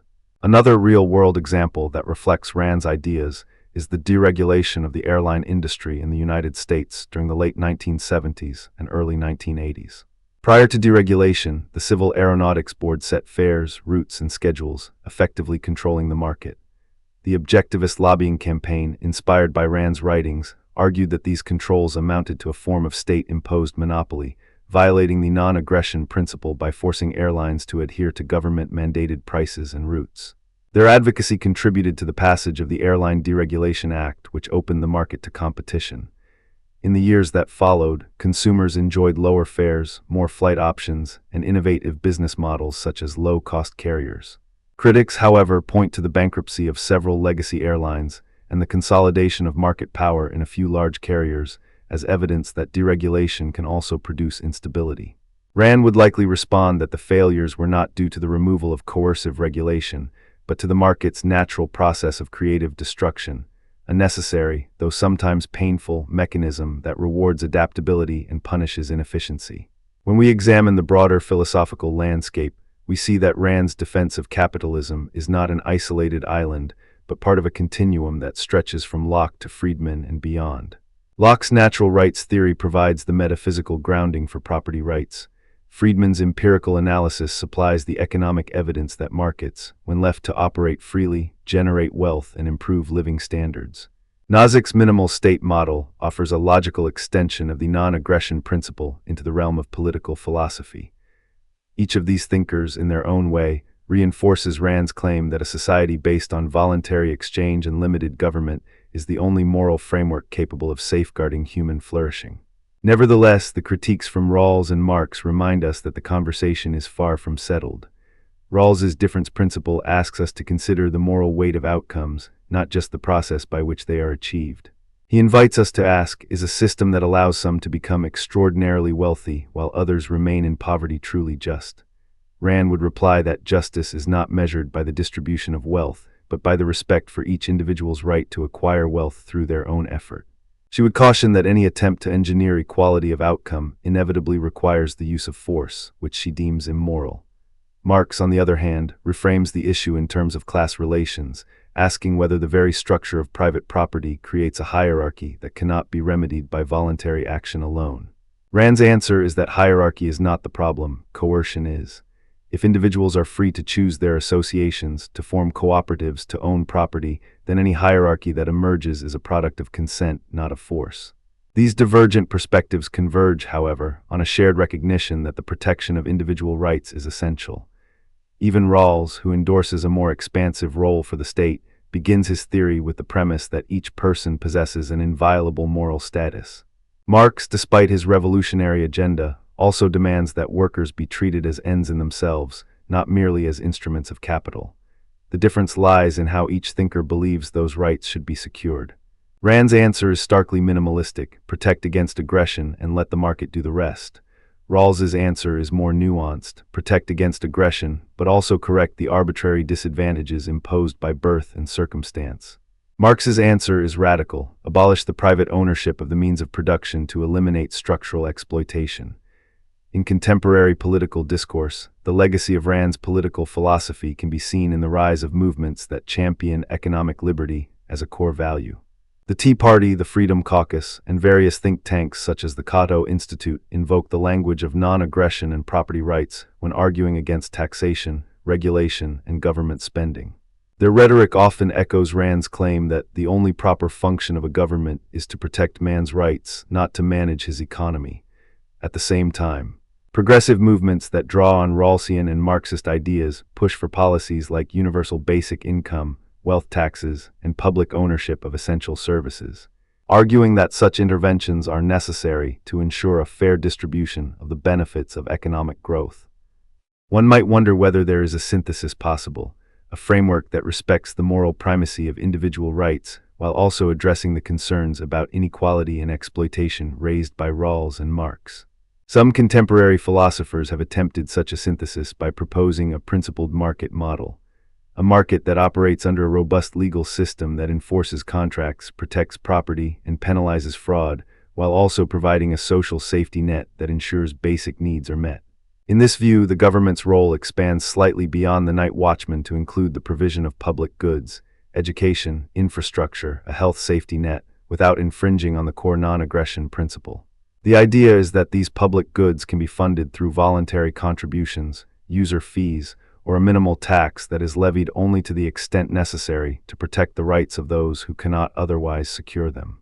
While Rand would likely view any taxation as a form of coercion, she might concede that a minimal, transparent levy designed solely to protect the rights of the most vulnerable could be morally permissible, provided it does not become a tool for redistributive justice. To bring this discussion back to the everyday listener, consider a simple scenario. You own a small bakery. You decide to bake a loaf of sourdough using a family recipe you have refined over years. In a Randian society, you own the product of your labor, you set the price you deem fair, and you sell it to anyone who wishes to purchase it.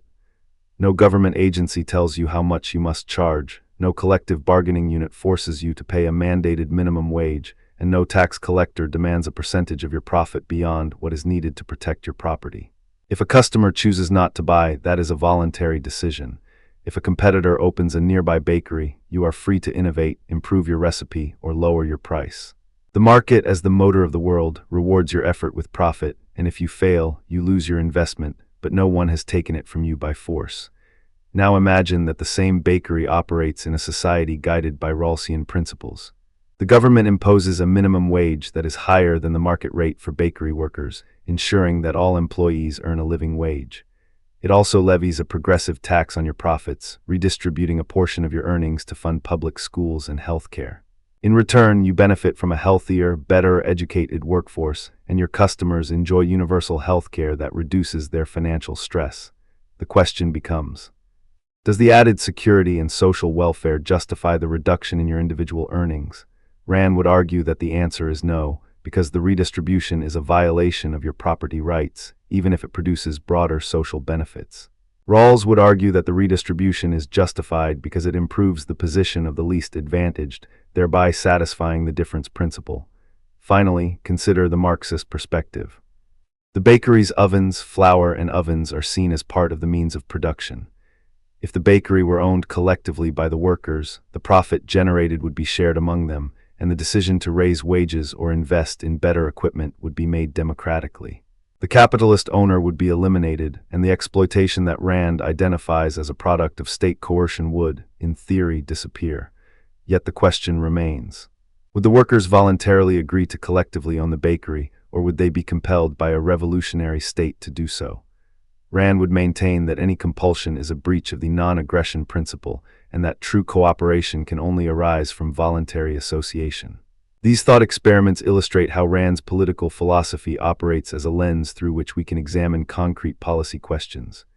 By grounding the discussion in the non-aggression principle, property rights, and a limited government, Rand offers a clear, if uncompromising, answer. The moral defense of freedom is found in a system where individuals are free to think, create, and exchange without the threat of coercive interference. The counterarguments from Rawls and Marx remind us that the consequences of such a system, inequality, concentration of wealth, and potential exploitation, cannot be ignored. The ongoing dialogue among these thinkers continues to shape the debates over the proper role of government, the moral status of markets, and the meaning of justice in a complex, interconnected world.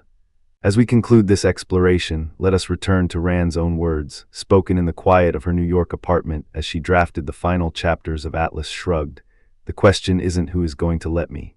It's who is going to stop me. In that simple sentence lies the heart of her political philosophy, a call to recognize that the only legitimate barrier to human flourishing is the initiation of force, and that the engine of progress will run most efficiently when left to the unimpeded judgment of the rational individual. Whether one embraces her vision, modifies it, or rejects it, the conversation she sparked about the moral foundations of capitalism, the scope of government, and the rights of the individual remains as vital today as it was in the mid-20th century. In the quiet moments of reflection that follow, perhaps we might ask ourselves, what kind of motor do we want to power our world, and who, if anyone, should be allowed to clamp its gears? When we turn our attention to the aesthetics of Ayn Rand, we are invited into a landscape where art is not an idle decoration, but a purposeful bridge between the world of ideas and the world of senses. Rand herself described art as a selective recreation of reality according to an artist's metaphysical value judgments, and it is this definition that anchors what she called romantic realism. In the calm cadence of this exploration, let us unfold the four pillars of her theory: purpose, selection, concreteness, and emotional response, while weaving together the threads of history, literature, and visual art that illuminate how these ideas live and breathe in our everyday experience. The first pillar, purpose, is the compass that directs every act of artistic creation. For Rand, the purpose of art is to concretize an abstract set of values, to give form to the emotions that arise when we contemplate the nature of man's existence. She wrote, "Man's need to see his own life as a series of values is the source of all art." In other words, art exists to show us, in a palpable way, what we hold dear and what we reject. This is not a vague, sentimental purpose. It is a moral one. The artist, by virtue of his or her own convictions, selects a particular set of values: freedom, achievement, love, sacrifice, and translates them into a sensory medium that can be felt, seen, or heard. The purpose is therefore inseparable from the artist's own view of reality, and it is this view that determines what will be selected. Selection follows purpose like a sculptor follows a block of marble. The artist must decide which elements of reality will be included, which will be omitted, and how they will be arranged. Rand emphasized that selection is always a process of integrated abstraction. The painter does not copy a landscape in photographic detail. Instead, he abstracts the essential forms, the light, the color, the mood, that together convey the underlying value he wishes to celebrate. The novelist, likewise, does not catalog every conversation of a day. She chooses scenes, dialogues, and inner monologues that illustrate the heroic striving of her protagonists. In The Fountainhead, for example, the selection of scenes, Howard Rourke's uncompromising design of the Enright house, his confrontation with Peter Keating, the courtroom drama with Dominique Franken, forms a tightly woven narrative that serves as a manifesto of individualism. Each episode is deliberately chosen to illustrate the triumph of creative independence over collectivist conformity. The novel's structure, with its recurring motifs of light versus shadow, of open sky versus enclosed walls, is not accidental. It is the architecture of an argument, a visual and narrative blueprint that makes the abstract principle of individualism concrete for the reader. Concreteness, the third pillar, is the way in which the selected values are rendered into perceptible form. Rand argued that an artwork must be concrete, in the sense that it presents its ideas through specific, tangible details rather than vague generalities. A painting that merely hints at a feeling without a form, or a story that speaks in platitudes, fails to fulfill its aesthetic duty. In the realm of literature, concreteness appears in the vivid description of a character's hand trembling as he signs a contract, or in the precise rendering of a city's skyline that reflects the ambition of its inhabitants. In visual art, the concrete is the brushstroke that captures the gleam of a sunrise over a mountain ridge, the texture that makes a rock feel rough under the viewer's eye. Rand insisted that without concreteness, the emotional response, our fourth pillar, cannot be fully evoked. The emotional response is the lived experience of the viewer or reader, the surge of admiration, the pang of sorrow, the spark of inspiration that arises when the concrete image resonates with the purpose behind it. When we examine The Fountainhead through this four-component lens, the novel's emotional impact becomes clear. The purpose, to champion the heroic creator, finds its expression in the selection of Rourke's uncompromising moments. The concreteness is evident in the detailed descriptions of architectural plans, the tactile sensations of stone and steel, and the internal monologues that lay bare Rourke's philosophical convictions. The emotional response is the reader's feeling of exhilaration when Rourke stands defiantly before the tribunal, or the quiet awe that follows his final triumph in the construction of the St. Nicholas Church. The novel does not merely tell us that Rourke is a hero, it makes us feel his heroism because every element has been deliberately chosen and rendered. Now let us turn to a comparative study that stretches beyond the written word, linking Rand's novels to the paintings of Thomas Cole, the founder of the Hudson River School. Cole's canvases, such as the Oxbow and the Course of Empire, are celebrated for their romantic realism. They depict the American landscape with meticulous detail while simultaneously imbuing it with a moral narrative about progress, the sublime, and the relationship between humanity and nature. In the Oxbow, the division between cultivated farmland and untamed wilderness serves as a visual metaphor for civilization's triumph over the raw forces of nature, a theme that resonates with Rand's celebration of man's rational capacity to shape his environment. Similarly, Rand's novel Atlas Shrugged presents a world where the industrialists, like the pioneers in Cole's paintings, carve out a new order through purposeful action. The selection in Cole's work, foregrounding the farmer's plow, the river's bend, the distant mountains, mirrors Rand's selection of the architect's blueprint, the engineer's machine, the individual's resolve. Both artists achieve concreteness through precise rendering, Cole's masterful handling of light and atmospheric perspective, Rand's exacting prose that details the mechanics of a steel frame or the chemistry of a locomotive engine. The emotional response they elicit is comparable, a sense of awe at human achievement and a stirring of moral admiration for the creators who dare to reshape reality. These parallels are not merely aesthetic. They reveal a shared philosophical lineage that stretches back to the Enlightenment and even further. The romantic realists of the 19th century, from William Wordsworth to Caspar David Friedrich, believed that art should reveal the inner truth of the world, a truth that could be apprehended through careful observation and moral insight. Rand's romantic realism inherits this conviction, yet she extends it into the modern industrial age, insisting that the artist must also celebrate the rational, productive capacities of man.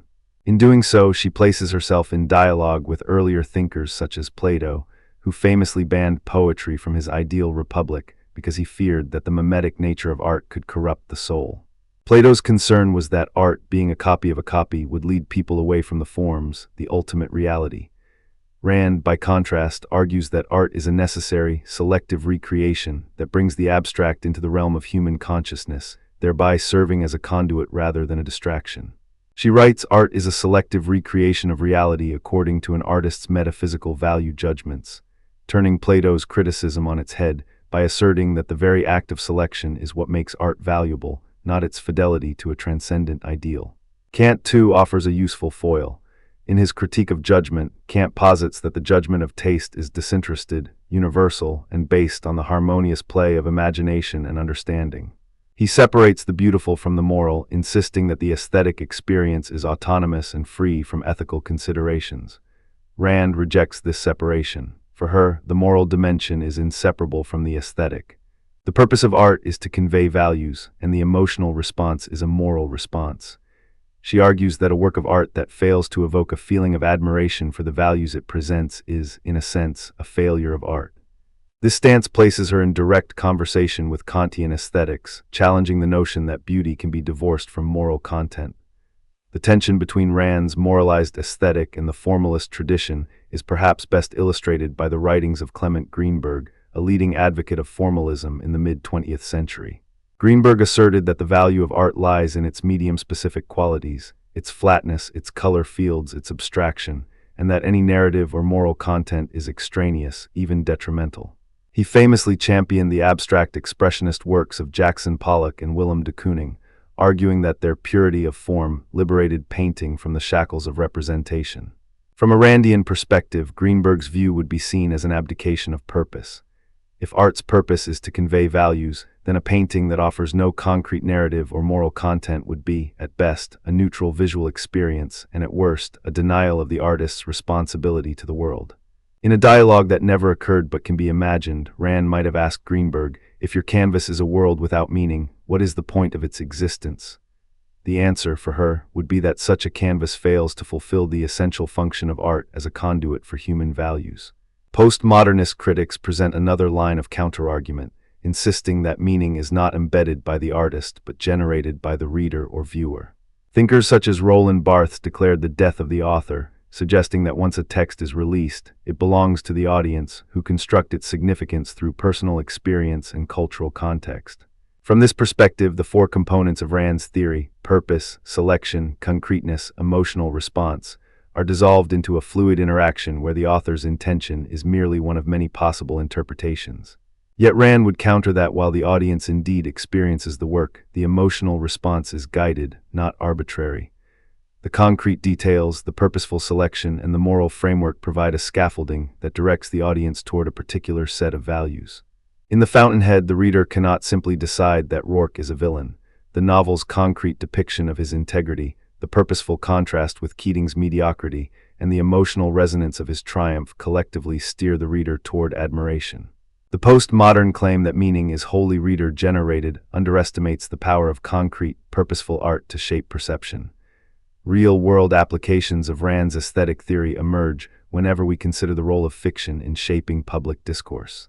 In contemporary political commentary, novels and films that celebrate entrepreneurial spirit, think of the television series Silicon Valley or the film The Social Network, function as modern exemplars of romantic realism. They select moments of innovation, render them concretely through dialogue and visual design, and aim to evoke admiration for the creators. The emotional response they seek is not merely entertainment, but a reinforcement of a cultural narrative that values individual achievement. In education, curricula that incorporate Rand's novels alongside works of visual art like Cole's landscapes can foster a holistic appreciation for how narrative and image together articulate a worldview. Students who read Atlas Shrugged while studying the industrial scenes of Thomas Cole's The Oxbow may better grasp the continuity of the American myth of self-made progress, seeing how literature and painting each contribute distinct but complementary perspectives. Modern interpretations of romantic realism have also found fertile ground in the realm of video games. Interactive media, such as The Legend of Zelda, Breath of the Wild, selects a world of open-ended exploration, concretizes it through meticulously designed environments, and purposefully invites the player to experience a sense of awe and agency. While not explicitly moralized, the game's design mirrors Rand's insistence that art must present a reality that the player can engage with emotionally and intellectually. The player's emotional response, wonder at a sunrise over a distant mountain, satisfaction in solving a puzzle, stems from the concrete representation of a purposeful world. Critics who argue that games are merely escapist entertainment are reminded, through Rand's lens, that even seemingly frivolous art can embody a moral purpose if it celebrates human ingenuity and freedom. To bring these ideas home, let us revisit two pivotal anecdotes from Rand's own life that illustrate the stakes of her aesthetic convictions. In 1939, after completing We the Living, Rand faced the Soviet publishing establishment's outright rejection of her manuscript. The editors, steeped in socialist realism, deemed her work ideologically hostile. The rejection letter read, "Your novel is a bourgeois fantasy that glorifies the individual at the expense of the collective." Rand's response was a quiet affirmation of her belief that art must not bow to political doctrine. She later wrote, "I could not have written a different novel. The purpose of the work was fixed by my own value judgments." This episode underscores the clash between an artist's purpose and a regime that demands conformity, a clash that would echo throughout her later battles with the literary establishment in the United States. The second anecdote from 1951 reveals a different kind of dialogue, one between Rand and the poet Robert Frost. Frost, a celebrated voice of American poetry, wrote to Rand expressing admiration for her insistence that poetry should have a moral function. He wrote, "Your view that poetry must lift the spirit and point toward what is good resonates with the old belief that the poet is a moral guide." Rand replied, "The poet, like the painter, must select what is worthy of being shown, and through concrete language, stir the reader's soul toward a higher vision." This correspondence highlights that even within the broader literary community, there were thinkers who recognized the validity of Rand's claim that art is a conduit for values, aligning her with a tradition that stretches back to the ancient Greeks. In the midst of these debates, we can find analogies that make the abstract more palpable. Imagine a chef preparing a meal. The purpose is to nourish and delight. The selection involves choosing ingredients that embody the flavors the chef wishes to showcase. Concreteness is achieved through the precise cooking techniques that transform raw components into a cohesive dish, and the emotional response is the diner's pleasure, the memory of taste that lingers. If the chef were to serve a dish composed of random ingredients without a guiding purpose, the meal would be incoherent, and the diner's experience would be unsatisfying. In the same way, an artist who neglects purpose, selection, or concreteness produces art that fails to move us beyond fleeting amusement. Historical anecdotes further illuminate the stakes of aesthetic philosophy.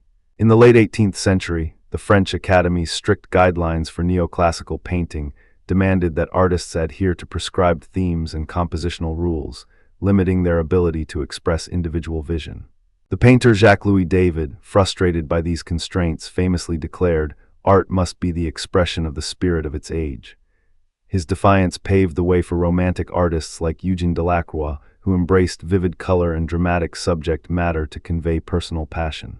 Rand's romantic realism can be seen as a continuation of this lineage, a rebellion against the notion that art should be confined to formalist or institutional dictates, insisting instead that art be a living testament to the values of its creator. The modern debate over moral art continues in contemporary criticism. Some argue that art should be judged solely on aesthetic criteria, free from ethical considerations, while others maintain that works which glorify oppression or nihilism must be challenged.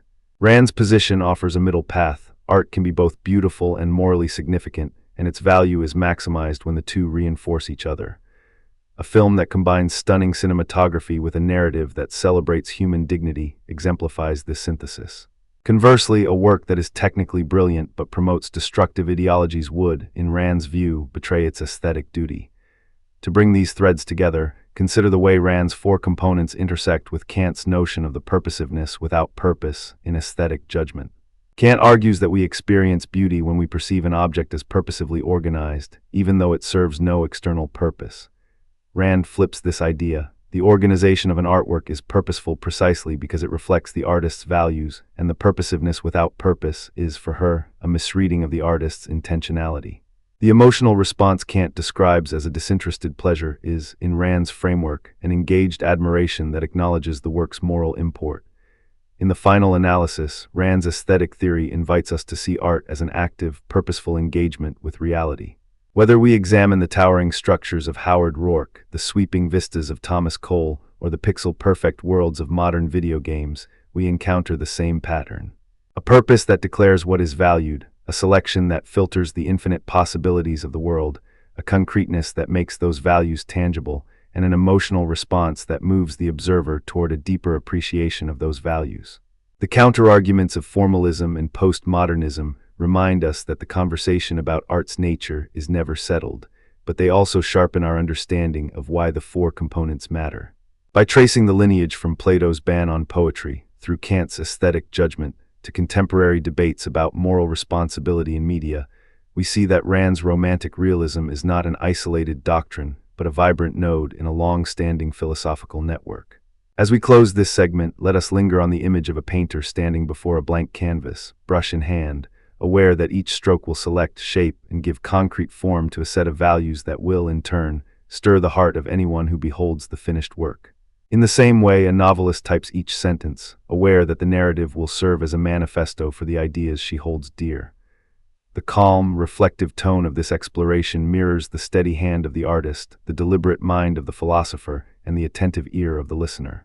In embracing Rand's view of art as a selective recreation of reality, we honor the tradition of those who have argued that beauty and morality are not rivals but partners, each enhancing the other in the grand tapestry of human culture.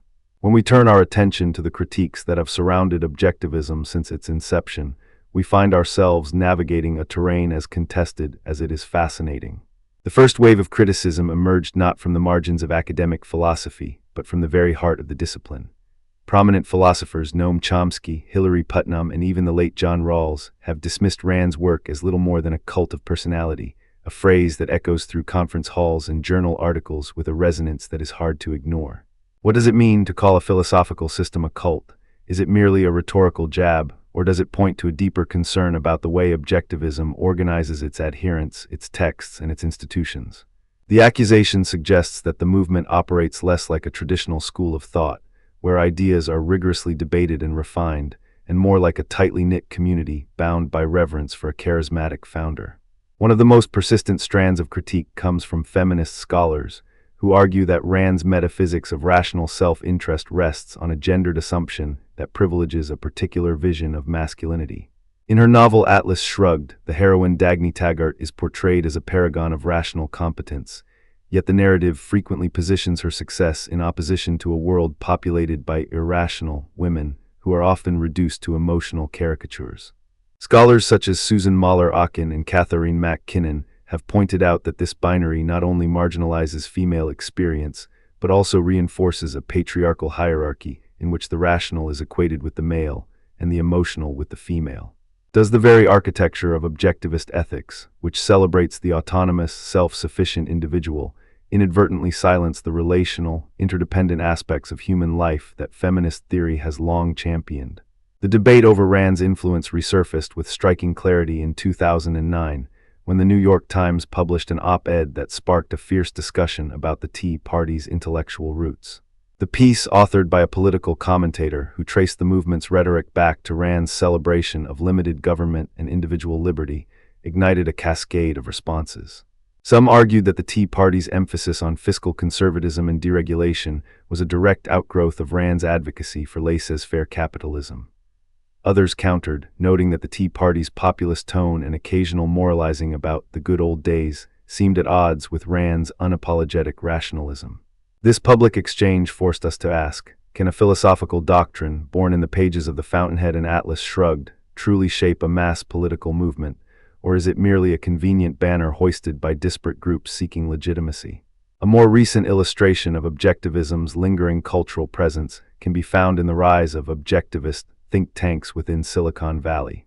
Firms such as the Institute for Objectivist Studies, the Ayn Rand Institute's digital outreach, and a cluster of venture capitalist-backed policy groups have begun to articulate a vision of technology and entrepreneurship that mirrors Rand's celebration of the heroic creator. These organizations host conferences, publish white papers, and fund research that frames innovation as a moral imperative rooted in rational self-interest. The language they employ, creative destruction, human flourishing through voluntary exchange, the moral right of the entrepreneur to reap the fruits of his labor, bears an unmistakable Randian imprint. Yet critics within the tech community warn that this rhetoric can mask a more troubling ethos, a dismissal of regulatory oversight, a downplaying of externalities, and an embrace of a market-centric worldview that may overlook the social responsibilities of powerful platforms. When a leading venture capitalist declares, "We are the new John Galt," what does that reveal about the way Rand's mythic figure has been repurposed for a digital age?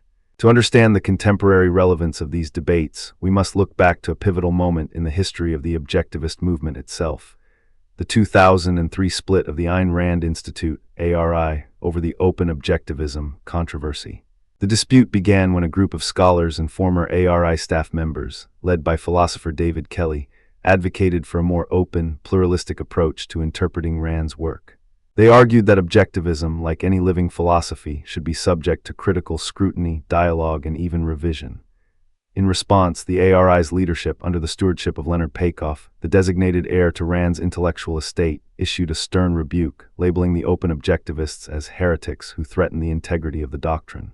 The ensuing schism resulted in the formation of the Center for Individualist Thought, a new hub for those seeking a more flexible engagement with Rand's ideas. This episode is more than a footnote. It illustrates the tension between dogmatic preservation and intellectual dynamism that has haunted objectivism from its earliest days. It also raises a broader question. Can a philosophy that emphasizes the primacy of reason survive when its own community resists the very rational discourse it champions? A decade later, in 2018, the documentary Ayn Rand, the fountainhead of libertarianism, aired, reigniting scholarly interest and prompting a fresh wave of academic conferences. The film presented a nuanced portrait, juxtaposing Rand's literary achievements with her political influence, and featured interviews with libertarian scholars, economists, and critics alike. Its release coincided with a resurgence of virtue ethics in public discourse, as philosophers such as Alasdair MacIntyre and Philippa Foot re-entered the mainstream conversation about moral character. The documentary's central thesis, that Rand's moral philosophy, though starkly individualist, can be read alongside contemporary virtue ethical frameworks, sparked a lively debate. Some commentators praised the film for shedding light on Rand's emphasis on personal integrity, while others argued that her conception of virtue, rooted in rational self-interest, remains fundamentally at odds with the communal focus of modern virtue ethics.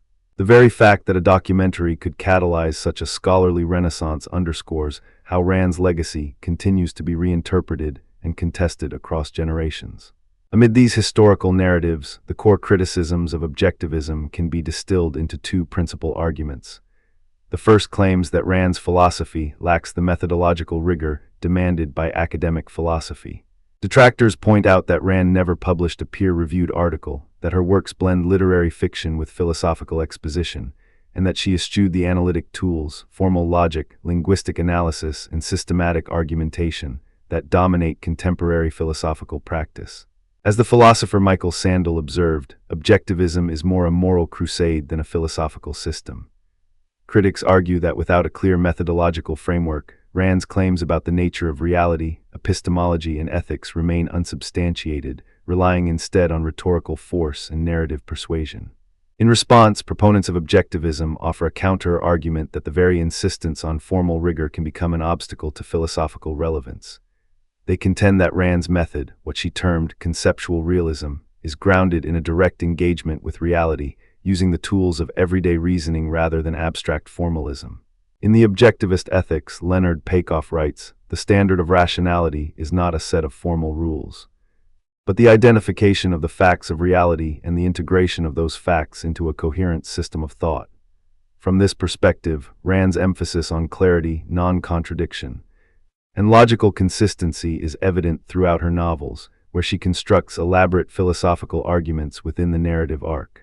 Moreover, supporters argue that Rand's refusal to submit to the gatekeeping mechanisms of academia is itself an act of philosophical independence, echoing the tradition of Socratic dialogue that values the pursuit of truth over institutional validation. The second major criticism asserts that Rand's moral egoism, her claim that rational self-interest is the only moral purpose of human life, provides a philosophical justification for corporate greed and unfettered capitalism. Critics point to the way some libertarian think tanks invoke Rand to defend deregulation, tax cuts, and the dismantling of labor protections, suggesting that her ethics, when stripped of its metaphysical context, can be weaponized to legitimize exploitation. The philosopher Robert Nozick, while sympathetic to libertarianism, warned that the celebration of the self-interested entrepreneur can become a cover for the neglect of social obligations. Feminist economists, too, have argued that Rand's dismissal of altruism undermines collective efforts to address systemic inequality. Objectivist defenders respond by clarifying that Rand's egoism is not a license for exploitation, but a moral code that requires individuals to act on the basis of rational judgment, respecting the rights of others as a precondition for any interaction. In The Virtue of Selfishness, Rand writes, "To demand that you live for the sake of another is to demand that you forfeit your life, your liberty, and your happiness." She insists that true self-interest entails respecting the principle of non-aggression because any act that harms another violates the rational nature of both parties. From this standpoint, corporate greed, understood as the pursuit of profit through deception, coercion, or the violation of rights, is incompatible with genuine objectivist ethics. The moral entrepreneur, in Rand's view, creates value through voluntary exchange, innovation, and the honest fulfillment of contracts. When a corporation manipulates markets, engages in fraud, or pollutes the environment, it is acting irrationally and immorally because it is disregarding the rational interests of others. Thus, the critique that objectivism condones greed often stems from a misreading that isolates the ethical principle from its broader metaphysical and political commitments. These counterarguments invite us to consider how objectivism interacts with contemporary libertarianism, neoliberal economics, and the resurgence of virtue ethics. Libertarian thought, especially in the United States, has long drawn on Rand's articulation of individual rights and limited government. Figures such as Murray Rothbard, while critical of Rand's ethical egoism, nonetheless borrowed her language of the moral right of the individual to pursue his own happiness. In the realm of neoliberal economics, the emphasis on market efficiency, deregulation, and the primacy of private property echoes Rand's vision of a society where rational producers are free to trade without state interference. Yet, neoliberalism's critics argue that the ideology often neglects the moral dimension that Rand insisted upon, reducing markets to mere mechanisms of wealth accumulation rather than expressions of human flourishing. Meanwhile, the resurgence of virtue ethics, a movement that recenters moral philosophy on character, habits, and the cultivation of virtues, offers an unexpected point of convergence. While Rand rejected the notion that moral virtue could be derived from tradition or religious doctrine, she nonetheless emphasized the development of rational character traits, integrity, independence, productivity, as essential to human life. In The Virtue of Selfishness, she declares, "The man who lives for the sake of his own rational self-interest must be a man of principle, not a mere opportunist." This focus on character aligns, albeit in a distinct metaphysical framework, with contemporary virtue ethical calls for moral education and the nurturing of civic virtues. Some scholars, such as the political theorist Michael Sandel, have begun to explore whether Rand's emphasis on rational self-interest can be reframed as a form of secular virtue, one that stresses responsibility to one's own rational nature rather than to an external deity or communal tradition. To illuminate these abstract debates, let us turn to concrete examples that illustrate how objectivist ideas manifest in everyday life. Consider the case of a tech entrepreneur who launches a startup focused on renewable energy. Guided by a Randian conviction that rational self-interest involves creating products that improve human life, the founder seeks profit not merely as an end, but as a means to expand the reach of clean technology. The company's success leads to job creation, reduced carbon emissions, and a market shift towards sustainable practices. Here, the entrepreneur's pursuit of personal wealth dovetails with a broader social benefit, suggesting that rational self-interest can, under the right conditions, generate public good. Yet the same model can be inverted. A different startup, driven by the same principle of profit maximization, may develop a data mining platform that exploits user information without consent, rationalizing its actions as a legitimate pursuit of value. In this scenario, the entrepreneur's self-interest clashes directly with the rights of individuals, revealing the thin line between ethical entrepreneurship and moral transgression within an objectivist framework. A second illustration can be found in the world of finance.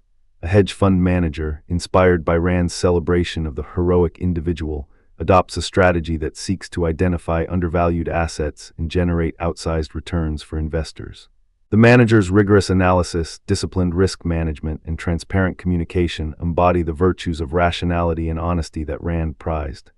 When the fund succeeds, it distributes profits to shareholders, funds charitable initiatives, and stimulates economic activity. However, critics point to the 2008 financial crisis, where similar rational calculations, pursuing profit through complex derivatives, contributed to systemic collapse. The crisis exposed how a narrow focus on self-interest, divorced from a broader ethical context, can precipitate widespread harm. Rand herself would argue that the crisis resulted from irrational, fraudulent practices, not from genuine rational self-interest. The distinction underscores the importance of integrating ethical constraints, respect for rights, non-aggression, and honesty into any application of objectivist principles. These anecdotes and case studies reveal that objectivism, like any philosophical system, is not monolithic in practice. Its ideas can be harnessed to promote innovation, personal responsibility, and social benefit, or they can be twisted to rationalize exploitation and disregard for communal welfare. The divergent outcomes depend largely on how faithfully practitioners adhere to the full spectrum of Rand's ethical and political commitments. Returning to the broader scholarly discourse, we find that the critique labeling objectivism a cult often rests on observations of the movement's organizational structure. The Ayn Rand Institute, for instance, maintains a rigorous certification program for speakers, a strict code of conduct for members, and a centralized control over the publication of Rand's works.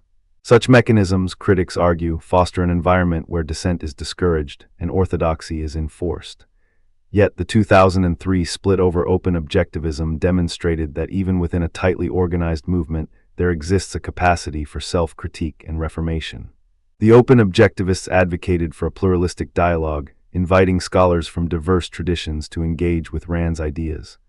While the split created a fissure, it also signaled an acknowledgement that intellectual vitality requires openness, a point that resonates with contemporary calls for interdisciplinary conversation in philosophy.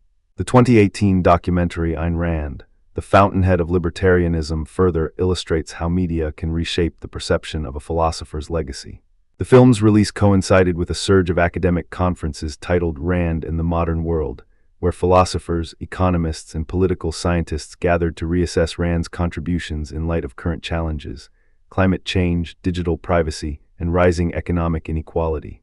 One panelist, a scholar of political theory, argued that Rand's emphasis on rational agency offers a valuable counterpoint to the collectivist narratives dominating contemporary policy debates. Another, a feminist ethicist, contended that Rand's neglect of relational ethics limits her relevance to the pressing questions of care, dependency, and social justice. The documentary's impact was not merely cinematic. It sparked a renewed scholarly engagement that mirrors the broader pattern of philosophical revival. Ideas that once seemed dormant can re-emerge when contextualized within new societal concerns. In examining the modern examples of objectivist influence, the 2009 New York Times op-ed debate serves as a microcosm of the larger cultural conversation. The op-ed, titled "A Randian Echo in the Tea Party," argued that the movement's rhetoric of government overreach and individual liberty drew heavily from Rand's novels.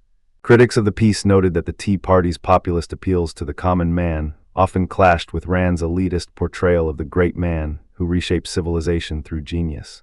This tension raises a crucial question. Can a philosophy that venerates the extraordinary individual coexist with a political movement that claims to represent the ordinary citizen? The debate illuminated how Rand's ideas can be selectively appropriated, emphasizing certain elements, such as anti-statism, while downplaying others, like the moral responsibilities of the elite. Similarly, the rise of objectivist think tanks in Silicon Valley reflects a contemporary reimagining of Rand's legacy. These organizations, often staffed by engineers, venture capitalists, and policy analysts, produce research that frames technological advancement as a moral imperative grounded in rational self-interest. They host symposiums titled "The Ethics of Innovation," where speakers invoke Rand's assertion that the man who does not value himself cannot value anything. Yet they also grapple with the ethical dilemmas that accompany disruptive technologies: algorithmic bias, data privacy, and the concentration of power. Some think tanks have begun to incorporate insights from virtue ethics, arguing that the character of the technologist, integrity, humility, and accountability, must accompany technical expertise. In this sense, we witness a synthesis. Rand's focus on rational agency intersecting with a revived interest in moral character, suggesting a possible bridge between objectivism and contemporary virtue-ethical discourse. Cross-referencing these developments with broader intellectual currents, we see that libertarianism, as a political philosophy, has been both a beneficiary and a challenger of Rand's ideas. While libertarians have embraced her staunch defense of property rights and limited government, they have also critiqued her moral absolutism. Anarcho-capitalist theorists like Murray Rothbard argued that Rand's acceptance of a minimal state, even a night watchman state, betrayed the pure libertarian ideal of a stateless society. Conversely, mainstream libertarians, such as those in the Cato Institute, have found Rand's articulation of individual rights useful in policy advocacy, especially in debates over taxation and regulation. The tension between these strands mirrors the broader dialectic within objectivism itself, a tension between preserving Rand's original doctrines and adapting them to evolving political realities. Neoliberal economics, with its emphasis on market efficiency, deregulation, and the primacy of private enterprise, also bears the imprint of Randian thought. The neoliberal mantra that the market knows best resonates with Rand's belief that rational individuals, left to their own devices, will create the most beneficial outcomes for humanity. Yet critics of neoliberalism point out that the ideology often overlooks the moral dimension that Rand insisted upon, the necessity of voluntary exchange, the prohibition of force, and the respect for individual rights. When neoliberal policies result in widening inequality or environmental degradation, the question arises, are these outcomes a failure of the market's rationality or a failure to apply Rand's ethical constraints? This line of inquiry invites a nuanced assessment, suggesting that Rand's philosophy could serve as a corrective lens for neoliberal practice, reminding policymakers that markets are not value-neutral mechanisms but moral arenas where rational self-interest must be tempered by respect for others. The resurgence of virtue ethics in public discourse, championed by philosophers like Alasdair MacIntyre, Michael Sloat, and contemporary theologians, offers another point of convergence. While virtue ethics traditionally emphasizes communal practices, habituation, and the cultivation of moral character within a social context, Rand's emphasis on the development of rational virtues, productivity, independence, honesty, shares a common concern for the formation of character. The difference lies in the source of the virtues. For Rand, they arise from an objective reality accessed through reason. For virtue ethicists, they emerge from lived traditions and relational practices. Yet both camps agree that moral education is essential for a flourishing society.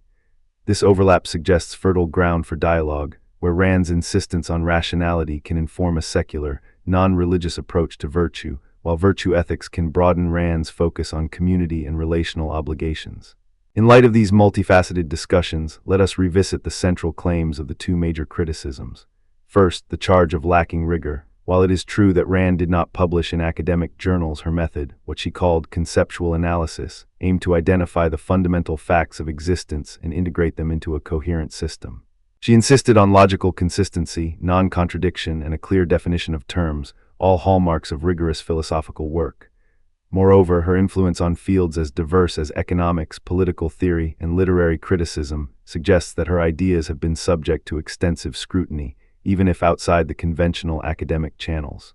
The fact that her works continue to generate scholarly debate, whether in philosophy departments, law schools, or business schools, attests to a kind of lived rigor that transcends formal publication norms. Second, the accusation that moral egoism justifies corporate greed. Here, the distinction between rational self-interest and irrational exploitation becomes crucial. Rand's ethics does not endorse the pursuit of profit at any cost. Rather, it demands that profit be earned through honest, voluntary exchange and respect for the rights of others. When corporations engage in fraud, environmental harm, or coercive labor practices, they violate the very principles of rational self-interest that Rand espoused. Thus, the critique often conflates a misapplication of Rand's ideas with the ideas themselves. In practice, the challenge lies in ensuring that institutions, legal, regulatory, cultural, uphold the standards of rationality and rights that objectivism requires. When these safeguards fail, the perversion of Rand's philosophy becomes evident. To bring these reflections full circle, consider how the legacy of objectivism continues to shape contemporary conversations about freedom, responsibility, and the role of the individual in a complex, interconnected world. The movement's critics, from academic philosophers to feminist scholars, provide essential checks that prevent any philosophy from becoming dogmatic. Their challenges compel objectivists to refine their arguments, to confront blind spots, and to articulate a more robust vision of rational self-interest that accounts for gender, power, and communal interdependence. The modern examples, the 2009 op-ed debate, the Silicon Valley think tanks, demonstrate that Rand's ideas are not relics of a bygone era but living concepts that are invoked, contested, and reinterpreted in the public sphere. The anecdotes of the 2003 split and the 2018 documentary illustrate that the movement itself is capable of self-examination and renewal, even as it grapples with internal tensions.